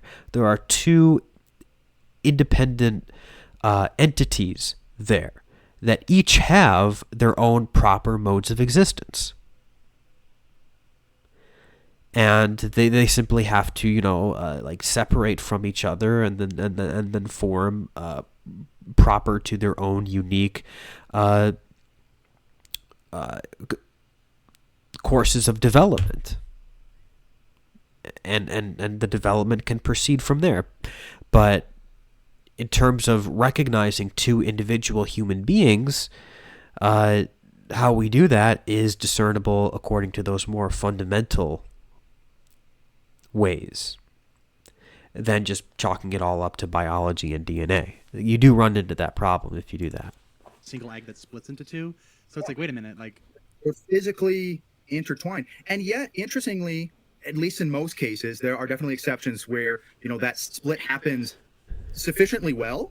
We consider there to be two persons, right? Even though they're one, interconnected, anatomical organism, right? We definitely think there are two people there. Now, the extreme on this, right? And so, right? So, because here's the thing, in order for ensoulment to know when ensoulment has to happen, there has to be a universal form, right? And so, if there's even one exception, that cannot be the form, right? Of when God, gives the soul to this body. And so, at the moment of conception, right? Now, some people might say, well. And this is a perfectly legitimate philosophical argument to say, well, yeah, at the moment of conception, there is a soul, right? But in the case of twins, right, it's after the splitting occurs. Well, then God creates another soul for that one, right? And I think that's like very, philosophically, consistent. However, though, that means that the DNA can't be the defining, of like what is you as a unique person, right? So now we have to ask of like, okay, if it's not, the same DNA, right? Well, maybe it's, that distinguishes us, right? We get to like another very interesting case of like human chimeras, right? Where we say, well, are you familiar with this? I don't think so. Chimera is? Yeah.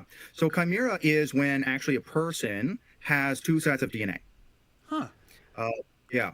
And what happens is that you'll have, non-identical twins that are conceived. And this can happen with any kind of organism, right? Obviously, it happens to people, too, where the identical twins, right, when they're, after conception, right, they fuse together.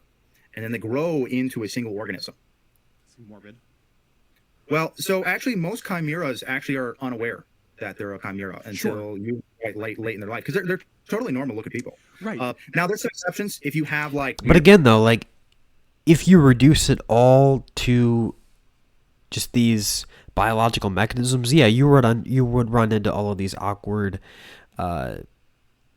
difficulties. But if on the other hand you say, okay, well, personhood simply, or not even necessarily just personhood, but an individual being, an individual human being, that ontological status resides in an entity that exists of and for and by itself, well, then there's really no difficulty here. Like, in this chimera situation, either, one of two things is happening. Either it's just some abnormality in the gestation process that is simply happening to one individual entity, or you started out with two entities and one died, and then therefore like that fusion into one is simply nothing but the death of one of the entities, one of the human beings. It's one of the two. Epistemically, we may not be able to adjudicate which of those scenarios is happening, but using this like more broadly Aristotelian conception of life, you don't run into the kind of difficulties that he's getting at here, right? Like, because when you have this Aristotelian way of identifying the beginning stages of human life, it's actually very easy to recognize that happens at conception, regardless of whatever biological abnormalities happen during the gestation process. It's if you have an entity that is individual, that has existence of and by itself, and acts for the sake of its own perfection, for the sake of its own, and acts as a unified organism for the sake of its own growth, and it grows as an individual organism, as an individual entity, then that's an individual being. And if it's an individual being, we ask the question, okay, what kind of being is it? If it's a human being, it's an individual human being, okay? And it's an individual human being of a rational nature, even if it hasn't developed fully the critical faculties that the rational soul is able to operate in and through. So, yeah, I mean, the whole question it doesn't become an issue when you approach this with sound philosophical principles, which he doesn't really do there. Pigment coloration differences. So, for example, if you're, like one embryo was, had black hair, genes for black hair, and the other embryo had, genes for blonde hair, you're going to have both going on in your head. That's weird. And different spotches and stuff, And so what we see here, I mean, these are all arguments that you find from like atheists and from like liberal pro-choice secular folk. It's very strange to hear all of this coming from like a Catholic. You'd think that like if you're a Catholic, you would have some familiarity with like Catholic philosophy, with Catholic thinking, with Catholic metaphysical principles, right?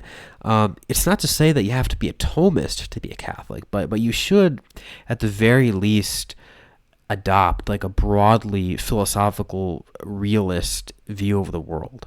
I think that's sort of demanded of you when you survey the broader Catholic intellectual tradition. Like you have to acknowledge these more fundamental principles of being, substance, essence, existence, and when you do that, you can see how so many of these contemporary issues, they just start off on the wrong foot. The way in which people dialogue and discourse about these issues is just so off base. And if they had some familiarity with these deeper philosophical principles, like so many of these conversation talking points would just be recognized as total non-starters,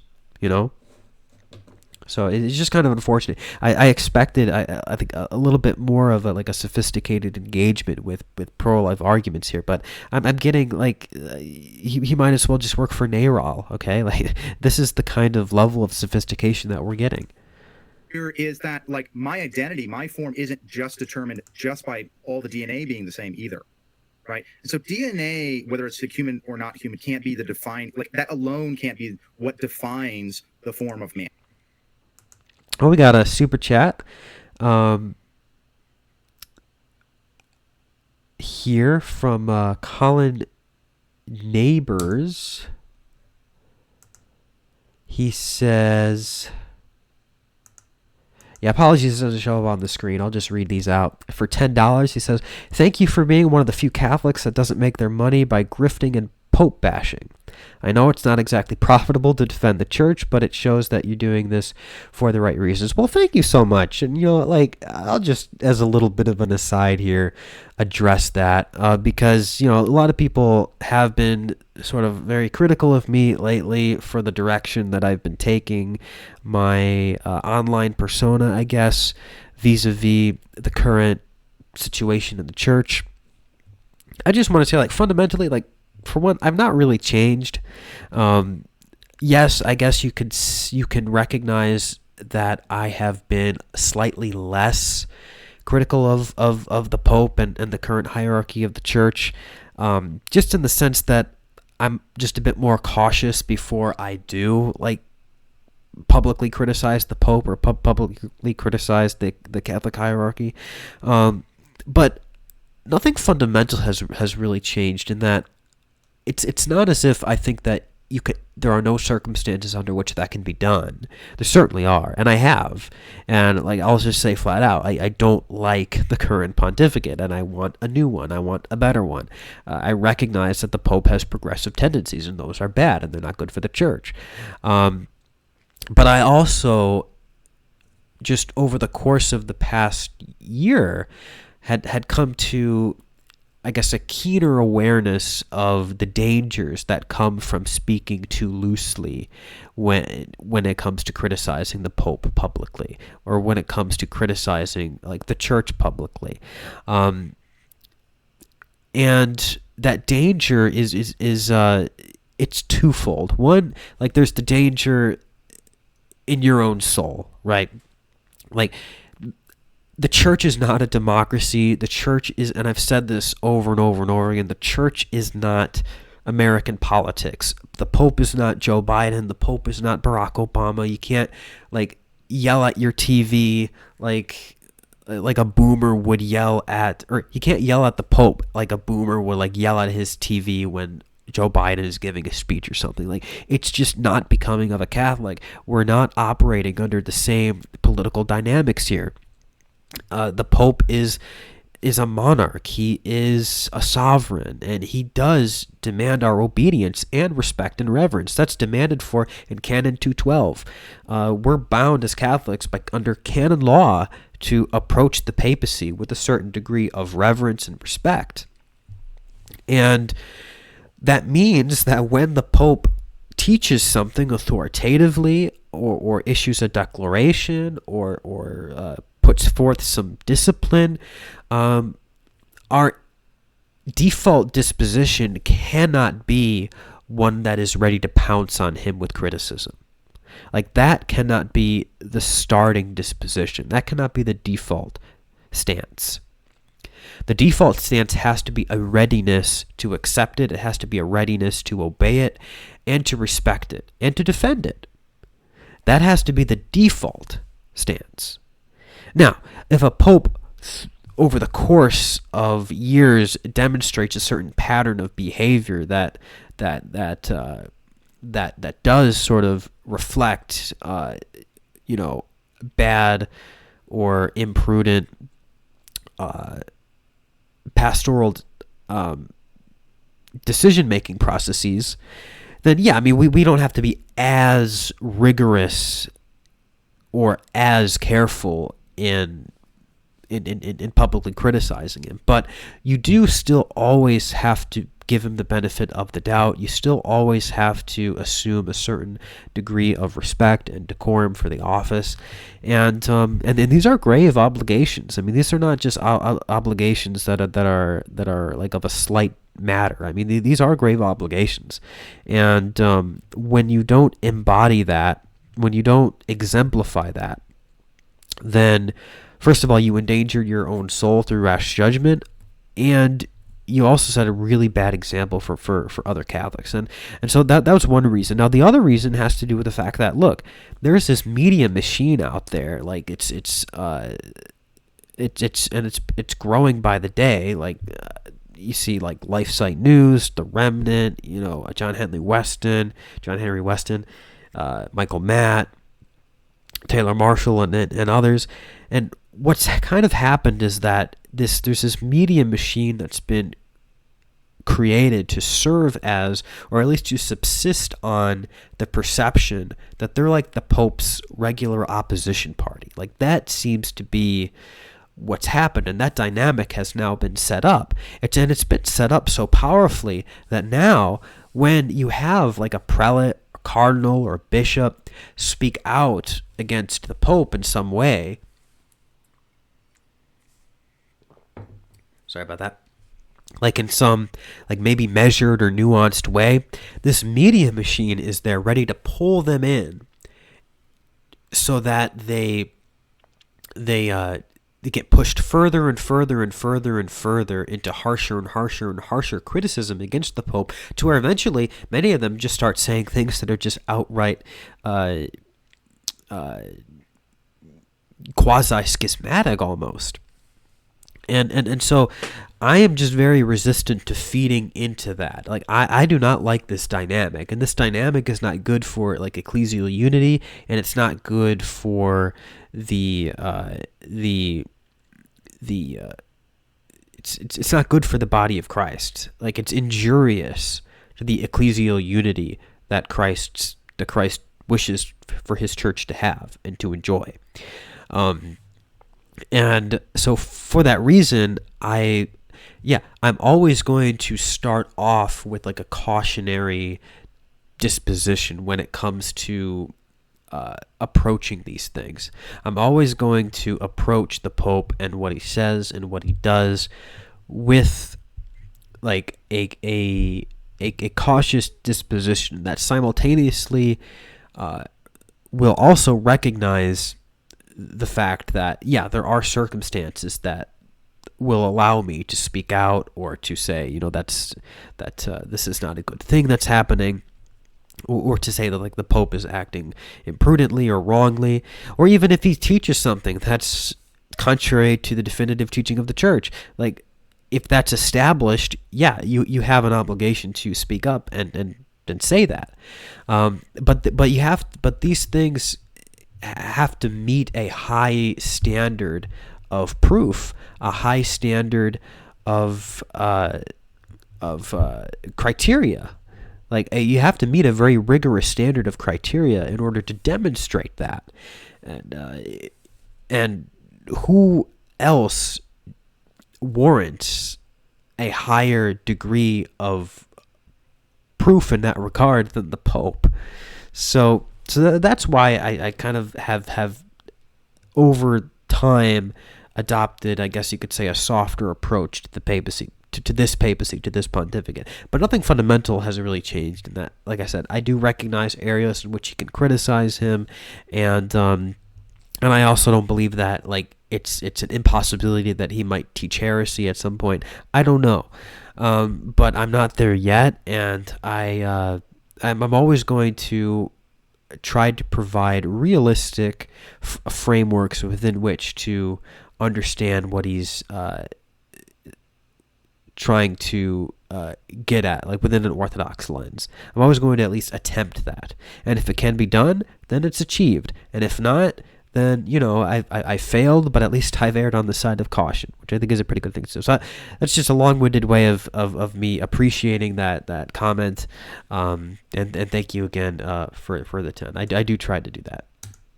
Yeah, right.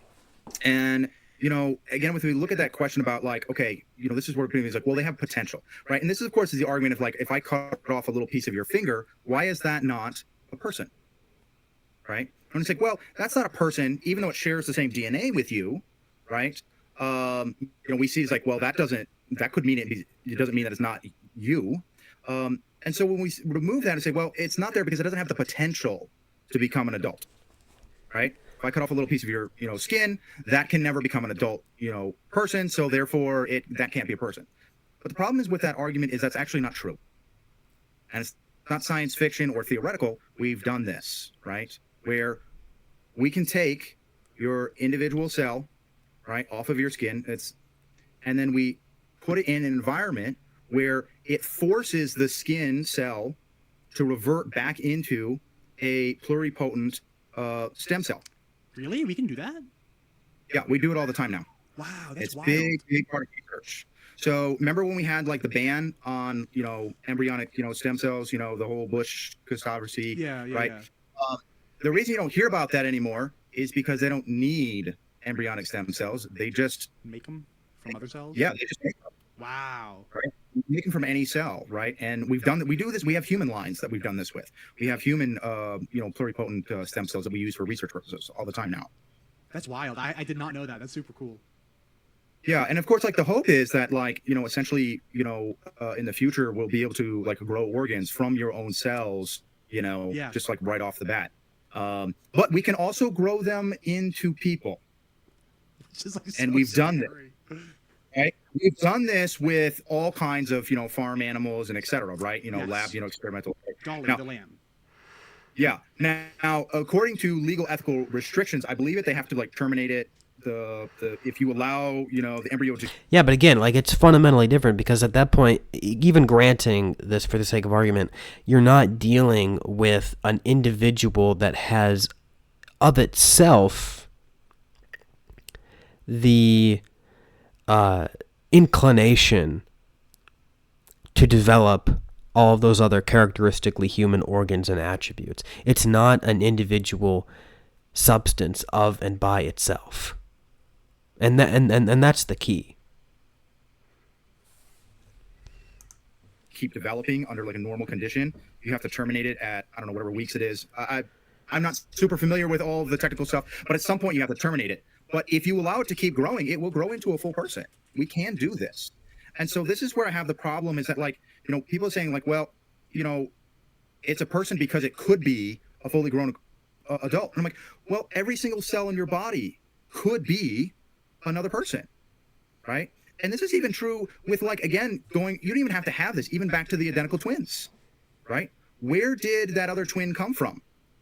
Well, it came from the potential, right, of a cell that was, in normal conditions would have grown up into just one person. Well, now that cell is like, well, and under these conditions, I can now leave now, right?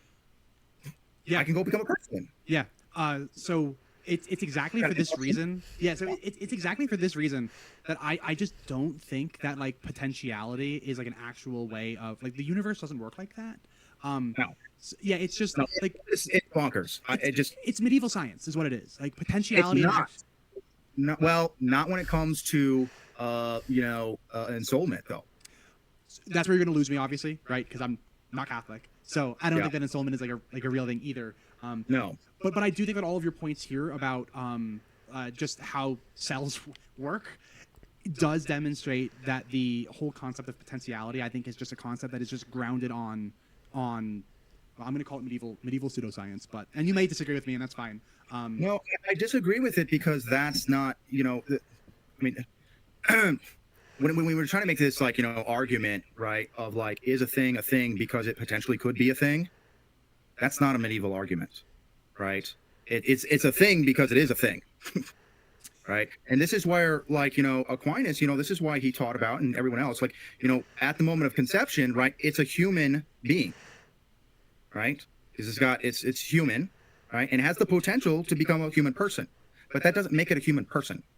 Right, it's just a human being, and but he views, right, that this has a vegetative soul, right? Just like, again, if I take out an organ, it has a vegetative soul. And basically, what this means is that, like, it's not a person; it's just acting like any kind of other living organic matter, right? And of course, too, like when we look at this, a lot of pro-lifers will be like, but what? This is all based. The reason we have to change this is because now we have like good science. Right. And the science of then was, the only reason the ancients thought that is because, the ancients just didn't have good science, and they just didn't know that, there was human matter, right? That was like identifiable as a human being, before ensoulment. But the problem is, like, that's not actually what they believed, right?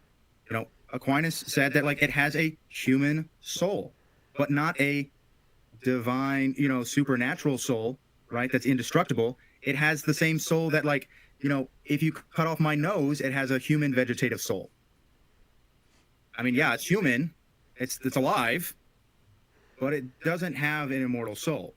Sorry, I just thought that was funny. I wanted to pull it up. Just talking about the medievals, Aquinas also probably thought semen was maybe he did. Sorry. No, that is actually the recent, pseudoscience. This idea of, the connection of, seed and like that is like the form of like a whole like person, right, exists already in the sperm. This is something that actually develops in the 16th centuries or 1600s, sorry, and at the very end.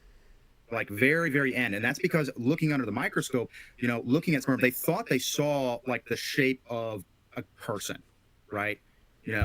And so this is where the pseudoscience that the pro-life movement is based off of, right? Is this first misconception, right? Unlike the ancients who did not believe this, the first, idea of this didn't come until the 18th, 18th century of any popularity, right, or any prevalence, and that was on a misnotion of the biology of sperm, right? That's where that comes from. And you can go look up on this, it'll show, little pictures of sperm, and they look kind of like a dude, like a person, right? And they thought that, well, you see, the form of the man is already there, and all it needs is just the egg, right? And then boom, you have the whole form of a man. It's like a little person now, right? And this is the pseudoscience that the pro-life, idea had and is based on, and it's still even to today, right?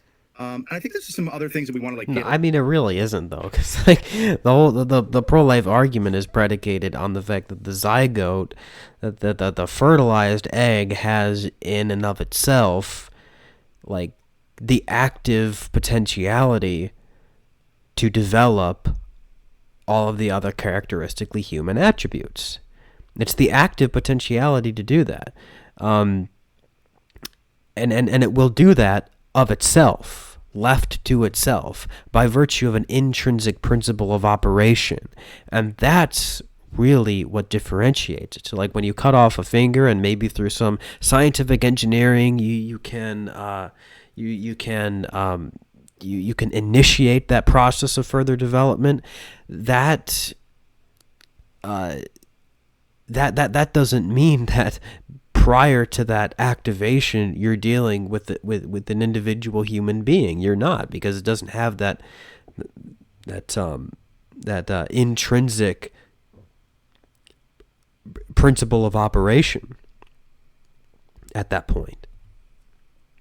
Now, I don't really know. I'm not really too familiar with the procedure that he's talking about. That's able to do that. I'd have to look into that. But it certainly doesn't go against anything anything of what's been said here. Over, especially like back into like church history, right? And a lot of people don't believe that. Like, well, no, that's not really how the ancients viewed this. And I'm like, well, here's the thing. The church has always had a very small minority view that like, right, the distinction between the formed and unformed, is wrong, right?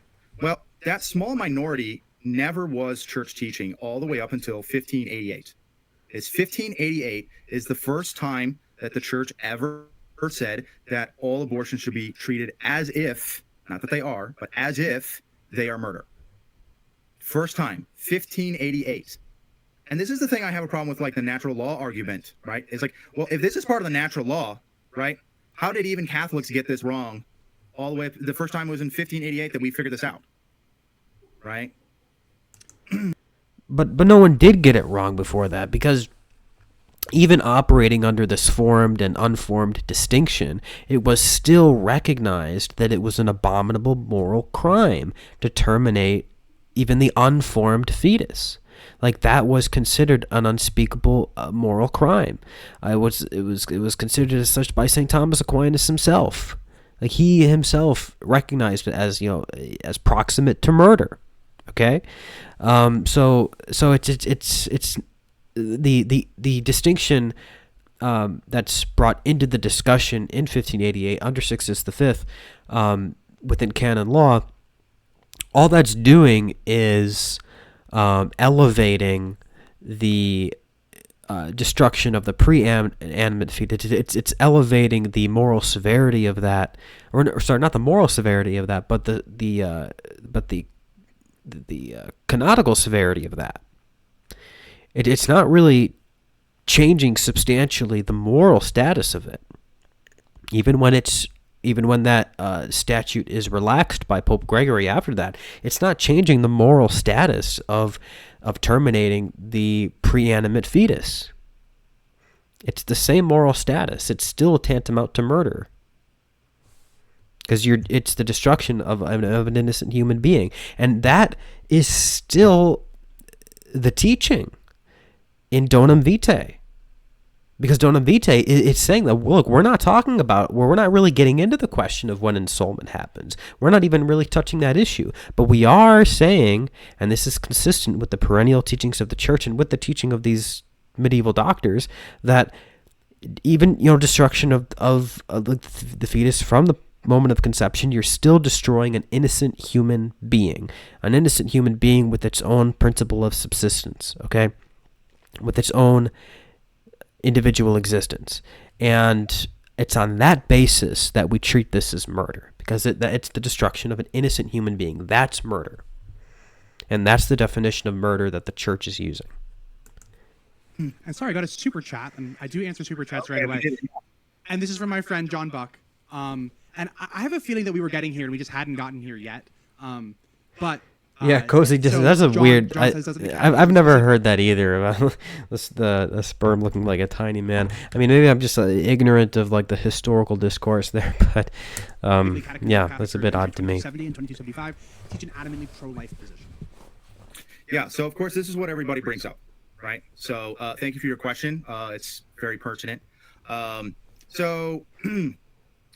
We're going to go through first, this is the problem on, when I finish on my thought, right? 1588 was the first time this happened.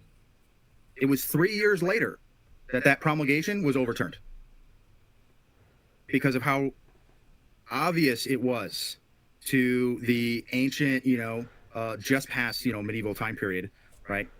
Mind of just like, this cannot be true, right? And this is the problem with the natural law argument. Now, when we get to the specific catechisms, statement, I think this is something that, when people read that, right, they've been told what it means. They haven't actually read what it says and what it really actually means, right? And so the church has certain requirements of us, right? However, just like any other, political position, right, there are prudential choices that we have to make. Right. The church says that we need to respect life from the moment of conception up until death. Right. However, here we go. Let's see if this helps. Yeah, Kevin's doing us a little magic here. There we go. So entry 2270. Do you want to read it? Actually, you can go ahead and read it if you want. Yeah. So human life must be respected and protected absolutely from the moment of conception. From the first moment of his existence, a human being must be recognized as having the rights of a person, among which is the inviolable right of every innocent being to life. Now, we kind of go on. Sorry. It goes on. So he actually quoted through 22070 to 22075. And so, this is, first off, right, like this is an aspirational proposition, right? I can keep scrolling if you want me to, but I think... Just keep scrolling. Sure.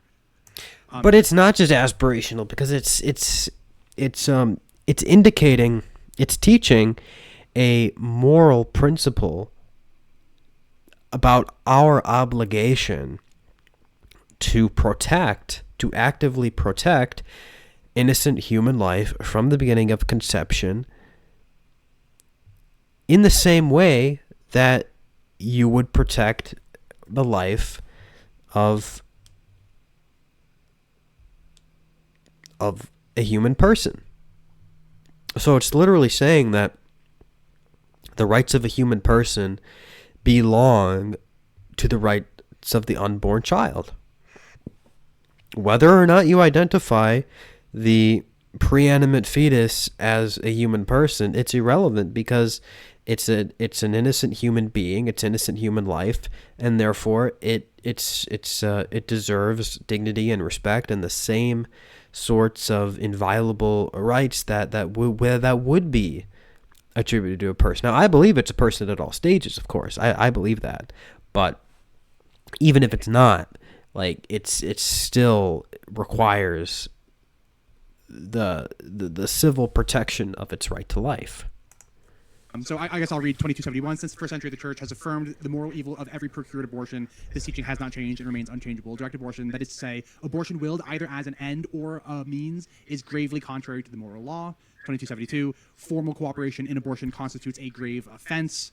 2273, the inalienable right to life of every innocent human individual is a constitutive element of a civil society and its legislation. 2274, since it must be treated from conception as a person, the embryo must be defended in its integrity, cared for, and healed as far as possible, like any other human being. And 2275, these are like a bunch of different quotes, but it's immoral to produce human embryos intended for exploitation as disposable biological material. Yeah, that's part of where we get into that. Yeah.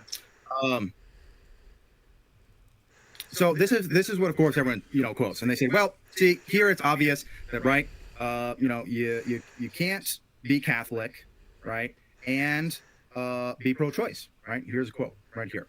So here's my first challenge, and everybody's right, is that really what the church teaches, right? Or, as we see in practice, right, promulgated by every single pope and all the bishops, right?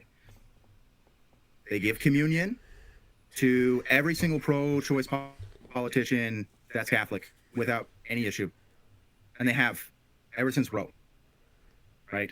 So that's the argument, that just because they're given communion by bishops, that the Catechism isn't really saying what it's obviously saying? No. Like, there are obviously reasons that you can point to that prevent a pope or a bishop from refusing communion to these high-profile politicians. Now, I think those reasons are inadequate, and they should be denied communion. But the reasons for not refusing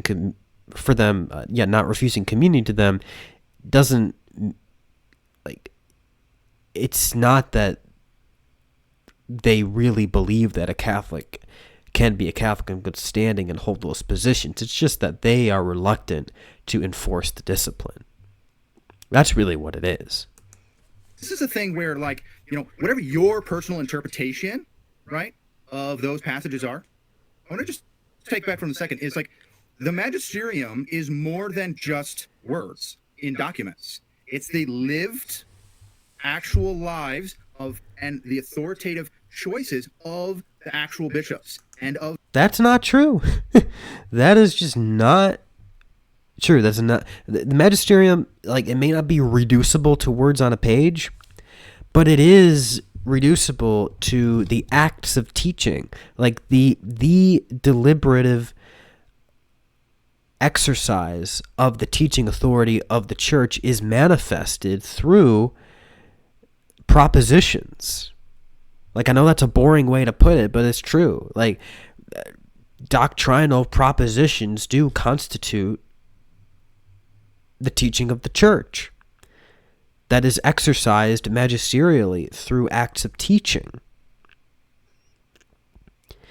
And so, whether a bishop lives by it or not, whether a bishop emphasizes the importance of these truths through his disciplinary acts or not, it's immaterial. Like, the teaching is the teaching. Okay? Like, the teaching is the teaching. And how bishops or even popes choose to what degree of importance they choose to assign those teachings in their, like, pastoral activity, it doesn't change the substance of what those teachings really are. So, the actual popes, real world, right?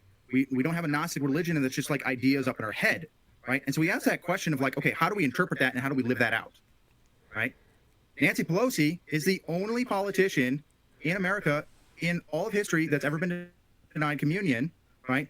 And excommunicated for her pro-choice stance. Now, that's by a bishop. There's been some, like, rogue priests who've done this, right? Which of course they have no, real authority to, permanently bar, but like, and this is where I have a problem with, Catholics who, might not like whatever I have to say about, the rest of it, right? Your bishops know the correct answer. They all know that you can be pro-choice and Catholic. That's why they don't excommunicate pro-choice politicians. It's why they give them communion. It's why when the issue about their pro-choice... But we're dealing with something more than just even being pro-choice here. And if by pro-choice... Well, let me change this frame. It's really ugly. Right? Okay. If by pro-choice you simply mean that your legislative agenda or your legislative prescriptions do not include like a formal initiative to outright ban abortion, if that's your definition of pro-choice, then sure, there can be situations in which that can be your legislative agenda, that can be your legislative prescriptions, and you can be a Catholic in good standing. Benedict XVI has said as much. If that's your definition, but that's not hardly anyone's definition. Most people who are pro-choice, like Catholics included, like Joe Biden and Nancy Pelosi, they outright say that abortion is a positive human right, that it belongs to a wider population of human rights that ought to be actively promoted and protected by the state. That's very different than simply refusing at some juncture to personally advocate for the imminent banning of abortion. Like the church has always acknowledged that like there may be situations in which like outright banning abortion is not may not yield the outcome that you want, and there may be prudential reasons for putting a hold on that. Maybe like that may be the case in some situations, but it is never allowed. It is never okay. And Evangelium Vitae by John Paul II bears witness to this. It is never okay to formally approve a legislative prescription that is specifically aimed at and directed toward the active protection of the right to an abortion, or to actively work toward making abortion more accessible, increasing access to abortion. These are to formally cooperate in the sin of abortion. Okay, like this is formal cooperation in grave sin, and publicly promoting that, publicly approving of that, like that is grave scandal. And if you believe intellectually that is a good thing, that it is a positive human right to have an abortion or to procure an abortion,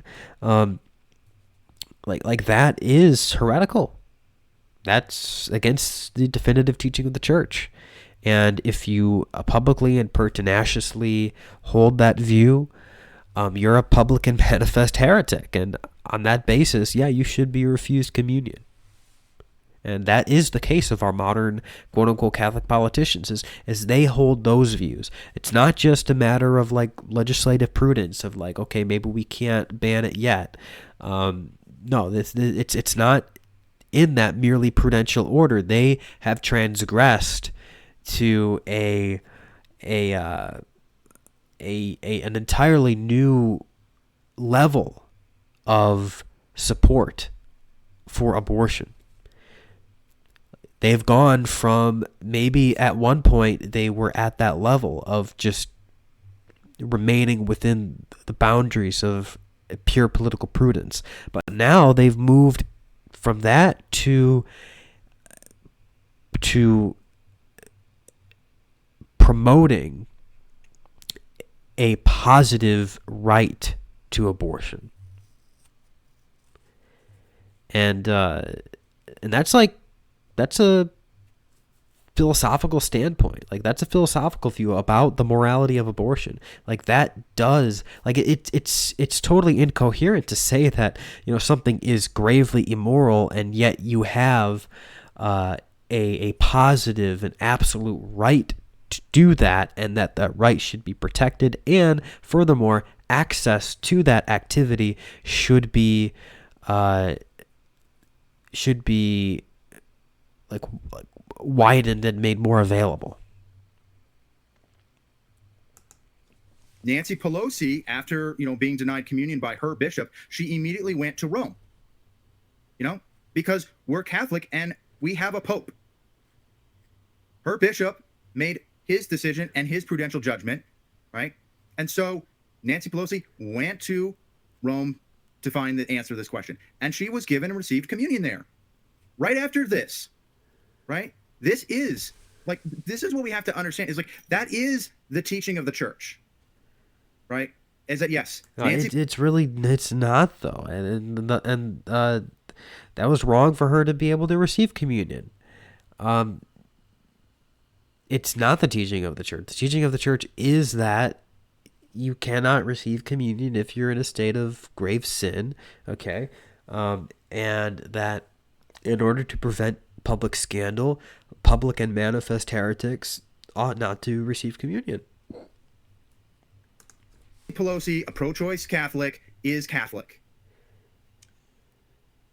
Same thing with Joe Biden. When the issue came up to vote, right? And there was a big question, like, right, is Joe Biden, you know, Catholic because he's pro-choice? And here comes up some legislation. A lot of people are asking. You know what he did? He went to Rome.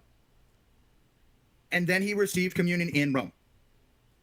Now, you might think that they should be denied communion, that they should, right, be excommunicated. And you can have that theological opinion, right?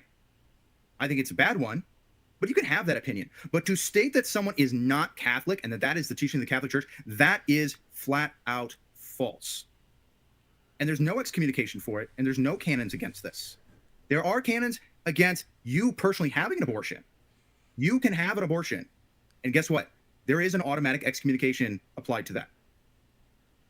However, I think this is really important to realize that when people do this... The problem, though, is that he's not taking seriously enough what the church teaches about requirements for formal membership.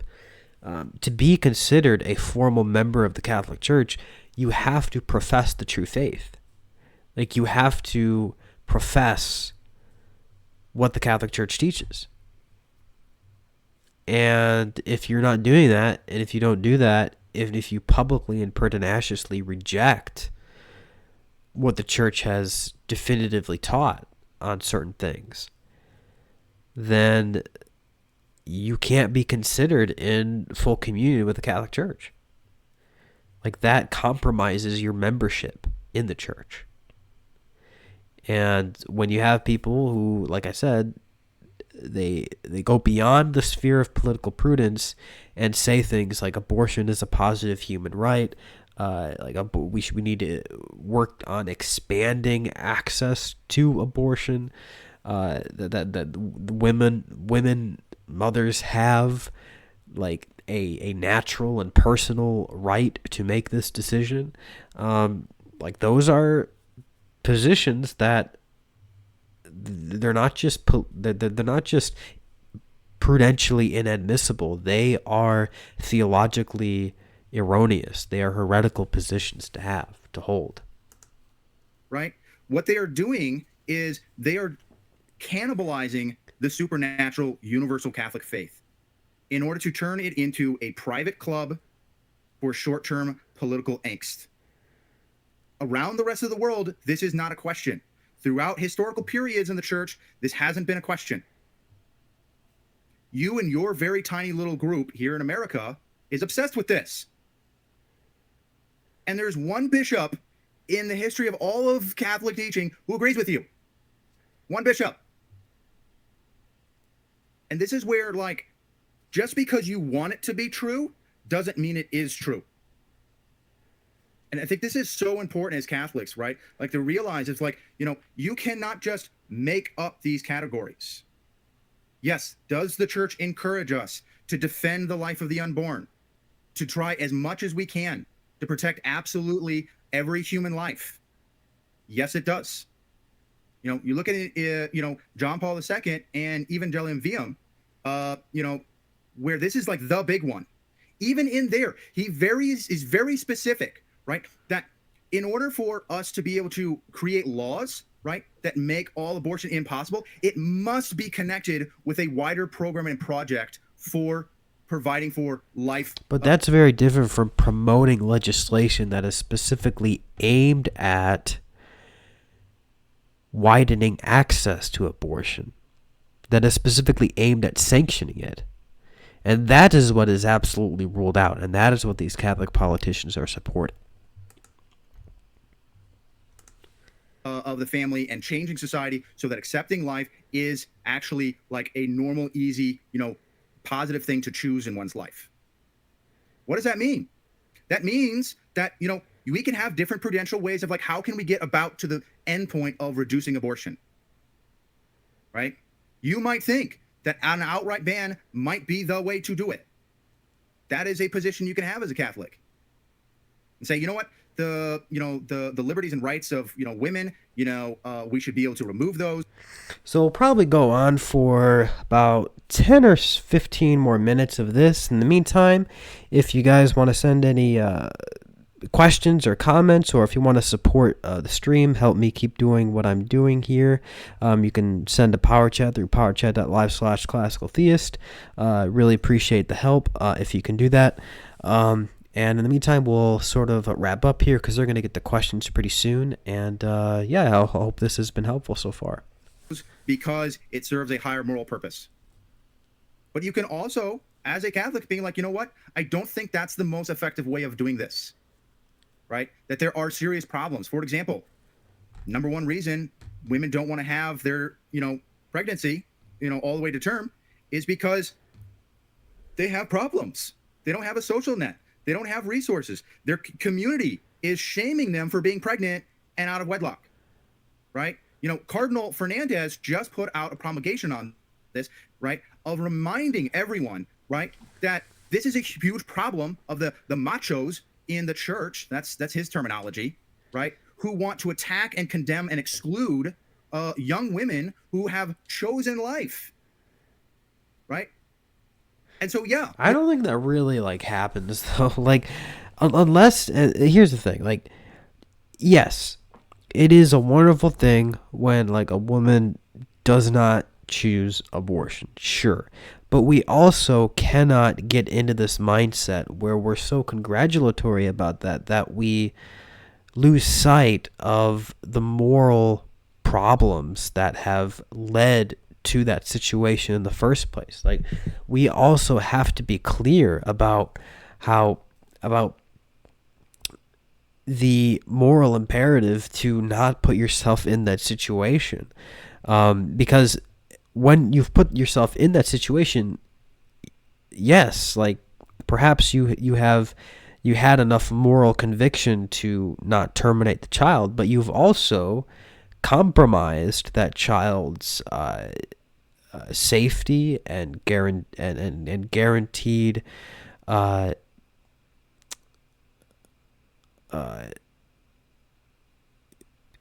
future of a stable environment.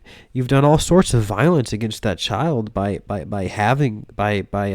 engaging in sexual activity outside of marriage, you know, and so wow, yeah, we have to make sure that, you know, people who are trying to, you know, after they have sinned, trying to make the best out of their situation, we have to make sure that they're welcomed and everything like that. We cannot be lax about these other moral imperatives that actually lead to those situations in the first place if they're not followed. You know, if you would say, hey, you know what, I think society needs to change its moral values and standards, and we need to focus on building new structures in order to make bringing children in the world better. Yeah, as a Catholic, you can have that political opinion. Just like you can have a political opinion of being a libertarian, which is nuts. You could be a fascist, right? You could be a fascist. You can be pro-slavery, right? You can be anti-abolitionist, and you can be a Catholic. You can be a communist and be a Catholic. right? You can be an The integralist. decree against communism would probably beg to differ with you, but all right. Even though the church teaches very clearly in religious liberty, right? You can disagree with the church's teaching on that, right? You're still Catholic. Even though you reject the basic, teaching of Vatican II on religious liberty. Don't tell the new polity guys. No, well, I run into this problem all the time. I'm sure you do. Every day. I bet you do. I don't doubt it. Yeah, and this is what, and I ask, I'm just going to ask like a real deep question for Catholics. I'm going to get like very personal on this, right? When you do this, it is so ugly. And I think, and I want to reach out to my pro-life Catholics. And I'm going to ask you, right, to take a minute to realize of how unbelievably ugly and toxic this behavior is. Not only is it not church teaching, right, but of how deeply exclusionary it makes other people. Which, by the way, right, like, unfortunately, sadly, for a lot of them, that's the whole point, right? They use the pro-life issue to push people they don't like out of the church. And it's ugly, and it's gross, and it's barbaric, right? And we have to stop this. And I give this even an example of, like, even in our modern American politics, which are so ugly and so divided, right? We do not systematically accuse the other side of not being American citizens, right? We don't say, well, you know what? Because you're not going to support, Yeah, but citizenship has never been, like, dependent on your allegiance to certain creedal statements. I mean, maybe they should be. I mean, I kind of think they should be, but it hasn't been. Whereas for a Catholic, membership in the church, active membership in the church does depend on your obedience to at the very least the definitive teachings of the church. And for the non-definitive ones, it's a sin to disagree with those, but formal membership does depend on unity of faith. So they're just two fundamentally different kinds of citizenships here. One of them does demand a certain allegiance of the mind to truths. The other one doesn't. So you're just dealing with two different things here. My position on guns, you're not an American. You should be excluded from citizenship of the United States. We don't do that because that's so ugly, right? And whether Catholics who say this realize it or not, you are doing the exact same thing, right? I mean, this reminds me of St. Paul when he's condemning one of the churches for the man who is having incest with his mother. And St. Paul condemns them and says, not even amongst the pagans, right, do they do things this badly.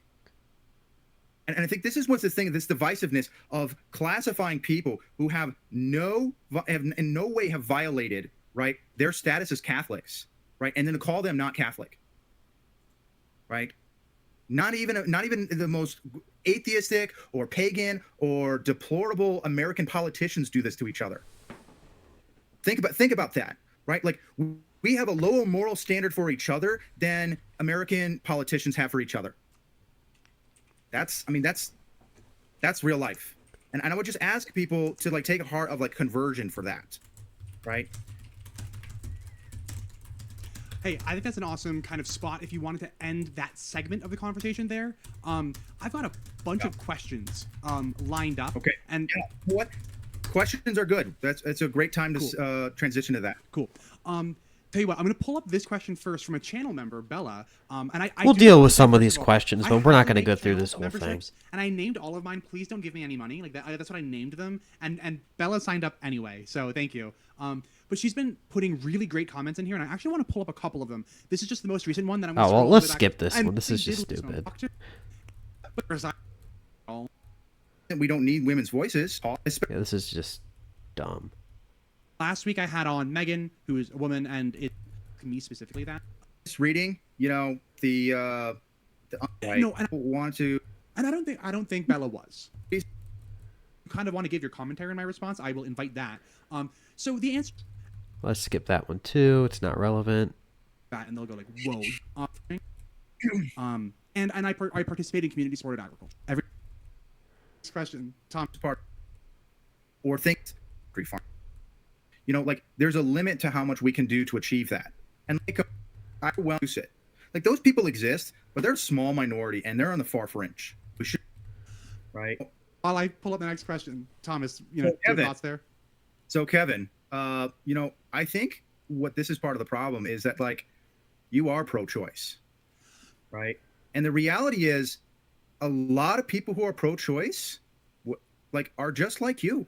Like there's this weird notion, right, that pro-choice people like abortion or think it doesn't. A lot of them do, though. Like a lot of them do. Doesn't have any moral consequences at all, or that we shouldn't work to reduce it.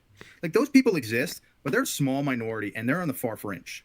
The overwhelming majority of people view, abortion as wrong. And I actually use the example of like factory farming, right? Like we all know it's wrong and it's gross and it's vile. And like, we would like to, to work as hard as we can to get rid of it. But also like practically speaking, like that's really hard. Like it's really, really hard. Right. And trying to make a more humane agricultural system, like there's a limit to how much we can do to achieve that. And that's actually a very good analogy of how most people view the abortion issue.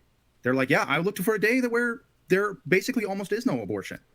And by the way, like, the way to achieve that is, Kevin, what you had said, and that is contraceptives, right?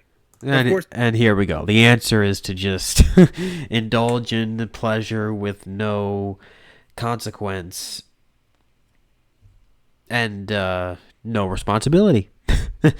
Like that. Apparently, that's the answer to everything. It's just to pretend that our moral obligations don't exist, and just detach any kind of consequence to our actions. I guess when you tell pro-life people this, that's really the vibe you get from the gospel, isn't it? Like the gospel is really just all about, if it's really just all about just maximize your pleasure, and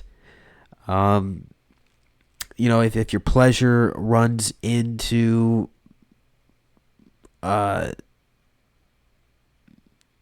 other kinds of responsibilities, then just do whatever you can to eliminate the responsibilities while you keep the pleasure. And that's not a Catholic mindset. Come on. You find out it was never about life anyways. It's about making sure that people are punished for having sex, right? And so when you expand and allow access to contraceptives, which, by the way, we already know this, right? Like women who, are on using an IUD versus no, artificial contraceptives, using something like artificial, like natural family planning. Women who use natural family planning are 10 times more likely to have an abortion than women who are using an IUD. Whoa, really? Yes. Whoa, wow. And this is not, because here's the thing: women don't have abortion because like they hate people or something, right? People have abortion just because they didn't want to be a mom. It's unexpected, unplanned pregnancy. That is the number one cause and reason why people have abortions, right? And women who are using condoms, right? Versus women who aren't using any other artificial contraceptives, right? They're half as likely to get an abortion, right? And those who are on the pill are 5 times less likely to get an abortion. And by the way, when we look at women who use effective forms of contraception, it lowers the amount of abortion rates even more than outright bans. And we know this because there are lots of places around the world where there are total bans, right? And a lot of those places actually have higher abortion rates even here than the United States. Wow, I did not know that. Especially in sub-Saharan Africa, right? Where access. But again, like that doesn't root out the sin in the heart, and that's really what the church, that laws should be aimed at sanctification. Like they really should be. Like the laws of the land should be reflecting the moral vision of the cosmos that like we have to be striving toward. Okay? Like that's why like the answer to this can't just be to promote contraception, because that's just another moral evil. You're not going to solve one evil just by introducing the increased, or by increasing the frequency of another evil. Like sure, you might get less abortions, but that's not actually, I mean, it might sound odd to say, but like that's not actually the be all and end all of what we're trying to do. Yes, that's a major component of what we're trying to do, is just to reduce the abortions, but it's also we're trying to sanctify the world. We're trying to bring people closer and closer to the teachings of Jesus Christ. Like that's what we're trying to really do. We're trying to sanctify souls. We're trying to change hearts, convert people, bring them into alignment with the law of the gospel. Like that's what we're trying to do. And so just by supporting contraception as like a band-aid to this issue, I mean, it's possible it could reduce some abortions, but all you're really doing is endangering more and more and more souls, and it's not a long-term solution. Like it's really not a long-term solution, because it does just feed into a certain contraceptive mentality that ultimately over time will just lead to more and more and more indifference toward human life in the womb. So it's just kind of a non-starter there. The healthcare and contraceptives is very poor, right?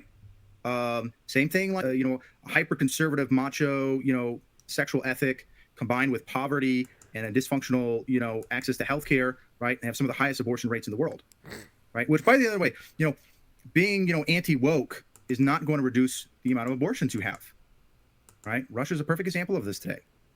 The way we achieve that is through effective, safe contraceptives, and that really should be a goal for everybody. Right? Because abortion is ugly and gross. Like, even if you don't think, it's murder, if you don't think it's a person, right? If you just think,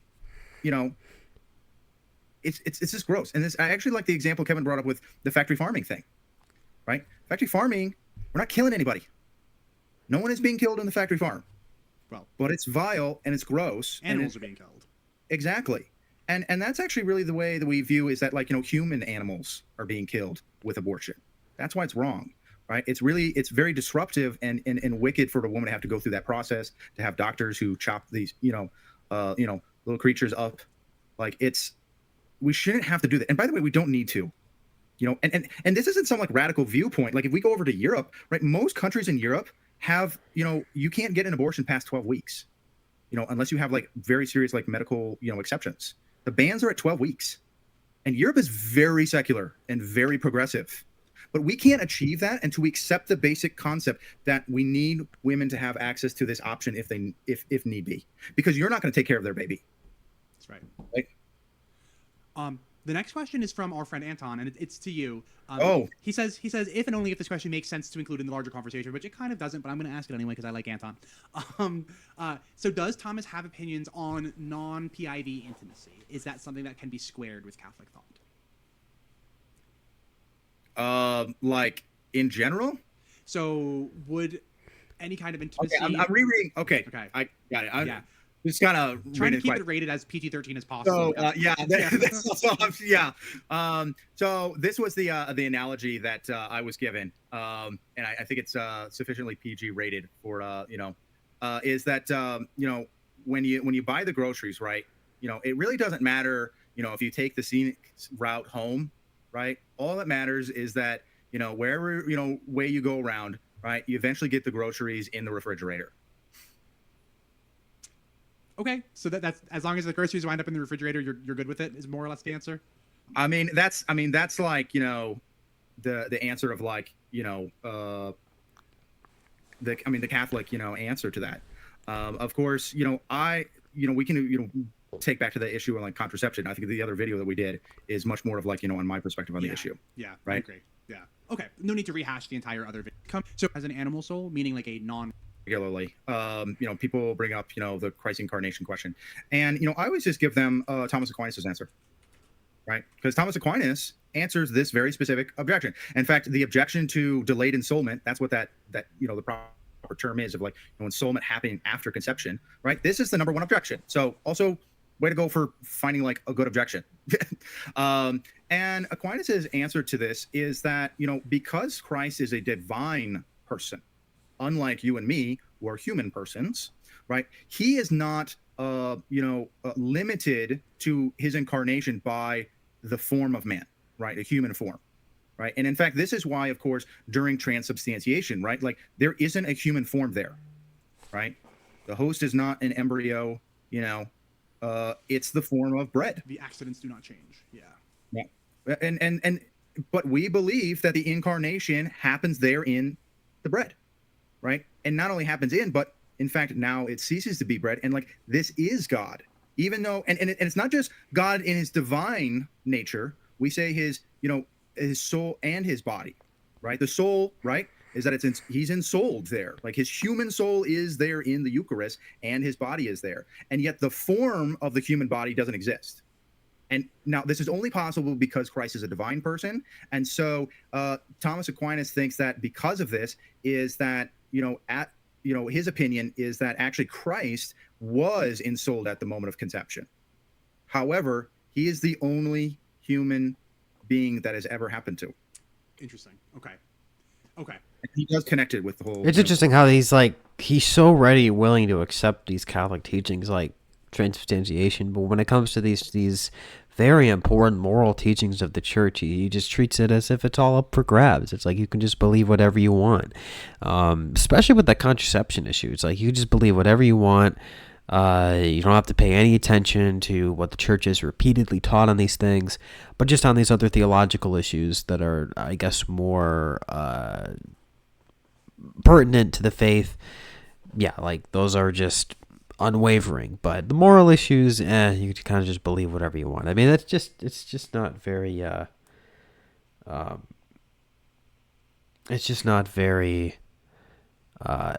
consistent.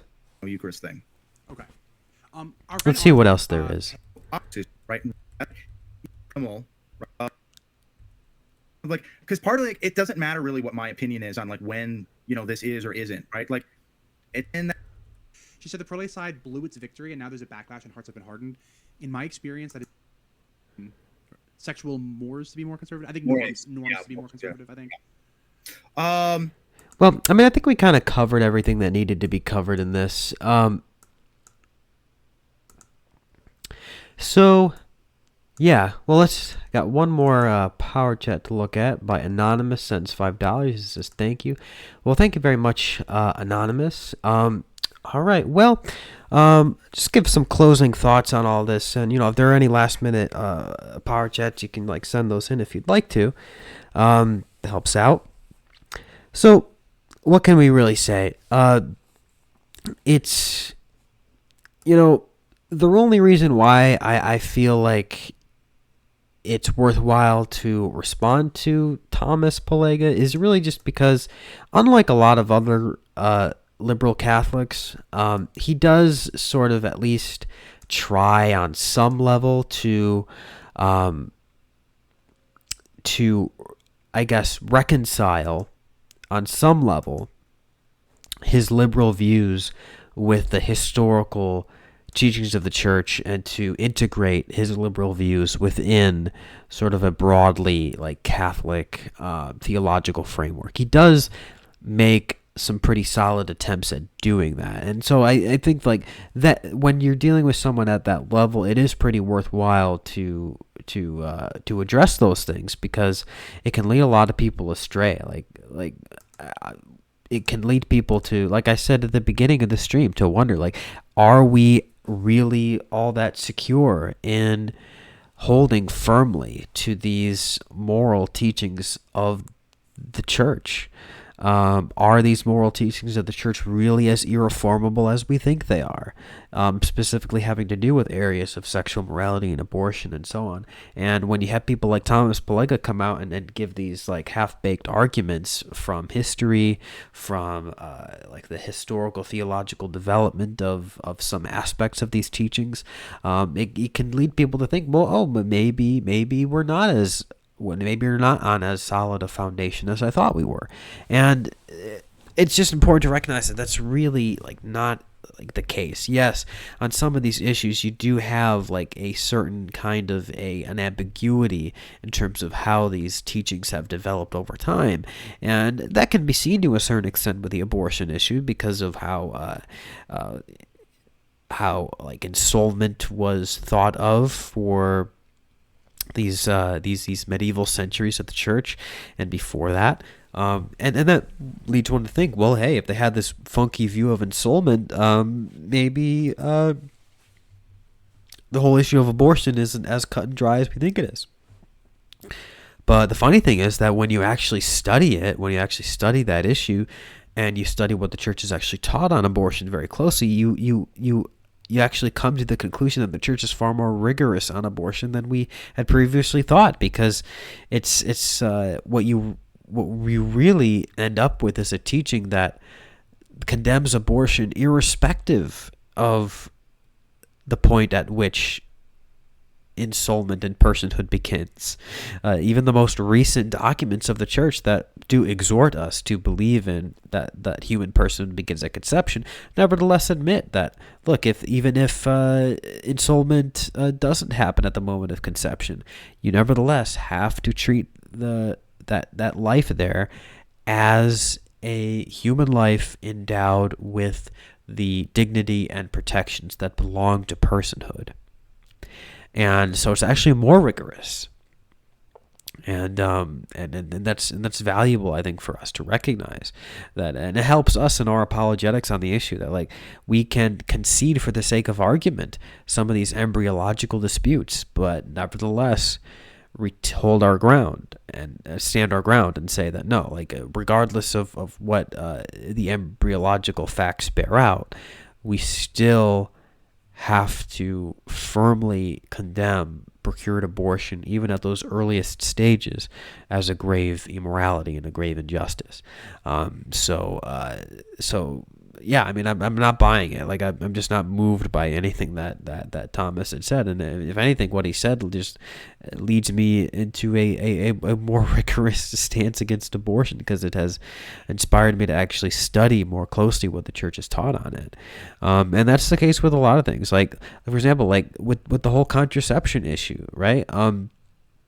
What he said about contraception, he said earlier on Twitter, he was like, hey, like 64 out of the 69 experts, theological experts on the Birth Control Commission, they all said that they were all going to vote. They all voted in favor of the church supporting artificial contraception, the birth control pill. And so when so that in itself should lead us to like more of a lax position on it.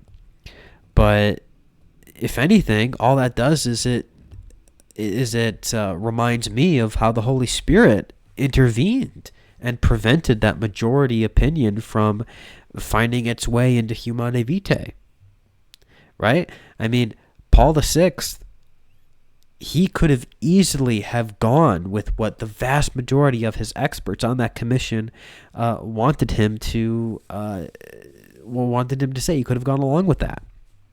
And in fact, the whole world was expecting that. The whole world was literally expecting the church to change her teaching on artificial contraception. That was the expectation. Everybody was waiting for that because they knew that the majority report of that birth control permission accepted it, accepted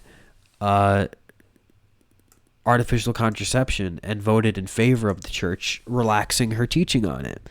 And yet, Paul VI took the world by a storm by just reiterating the perennial teaching of the church against contraception. And in fact, he had a Jesuit, Father John C. Ford, with the help of the wonderful moral theologian Germain Grisez, write the Minority Report. And eventually Humanae Vitae comes out and just reiterates the traditional teaching of the church against all odds. I mean, imagine that. Like when the Pope is presented with an opinion that's favored by over 90% of the commission of experts that you had established, it can be safely it's a safe bet to expect him to go along with that expert opinion, but he didn't in this case. And it's uncharacteristic given all of the modernizing that he had that he had overseen in the life of the church, liturgically and disciplinarily, etc. And yet on this birth control question, or the question of artificial contraception, he really did stand firm. So with all of these issues, yes, there are certain ambiguities that have to be addressed and fleshed out and dealt with and explained. And that's why I do these streams. Like that's why I do these Polega streams, because it gives it gives me an opportunity to clear up these misconceptions, and to actually hopefully strengthen your resolve in advancing in confidence in promoting what the church teaches on these things. So I hope this stream was helpful to you. I hope that going through these Polega interviews has been at least somewhat entertaining, somewhat interesting, somewhat helpful. Let me think. So I'll be doing a lot more of these streams this month. A few of these that are coming up, I'll be doing a sort of like an introduction to moral theology one soon, in a couple days, I think. And then I'll be doing a Catholic magisterial defense of America First. So what I'll be doing there is basically I'm going to be going through like all of like Nick's most controversial, like unironic, more refined articulations of his most controversial views and opinions, and I'm going to basically prove and demonstrate that all of them are ultimately rooted in magisterial teachings of the popes. And so that should be a fun stream. And a lot of people don't realize just how much of it is backed up by magisterial documents, by like authoritative documents of the church. So I'll be doing that. I'll also be doing a stream on the church and Judaism later on in the month. So, I got a lot of stuff going on here. Thank you to all of you who support the stream. It really does help, especially, as I prepare my new vocation as a father. It really does help to have the support from, have like the monetary support from you guys. So thank you so much for that. And yeah, I mean, if you want to support those endeavors more, I'm trying to keep building my Patreon. I try to give you a lot out of it too. So like, it's just not just to support me. It's also to help you guys. So like if you wanted access to monthly articles, to monthly book recommendations, notes, copious notes that I write down for all of these streams, basically unlimited Q&A access. You can also request a video topic, all kinds of stuff. I'll keep adding more perks as we go forward. You can sign up for that on my patreon.com/classicaltheist. All this just helps me to keep doing what I'm doing and to support myself and my family and everything. So really appreciate the help with all that. God bless all of you. Let's just look through the chat to see if there's anything that I should be addressing here. Yeah, it's just kind of a lot of you ripping into a Polega as I have been. So that's all nice. I mean, like, I'm not trying to make an enemy out of the guy. I did unblock him on Twitter, but it's just kind of nuts. Like, I just don't understand how, like why stay in the Catholic Church if you're going to publicly dissent from these high level magisterial teachings. It's like, I'm not saying that you have to like cease calling yourself a Christian necessarily, but you like, there are so many like denominational options for you if you can't reconcile yourself with the teachings of the church. I'm just not saying you should do that, but like, just have the self-respect to stop calling yourself something that you really aren't. Like, in what sense are you meaningfully Catholic if what differentiates the Catholic faith is its commitment to like a living magisterium, like a living teaching authority? And if you just refuse obedience to that, then like, in what sense are you Catholic? In what sense are you meaningfully Catholic? So that's just kind of like what I have to say about that. So thank you all for watching, and I'll see you in the next one. God bless you.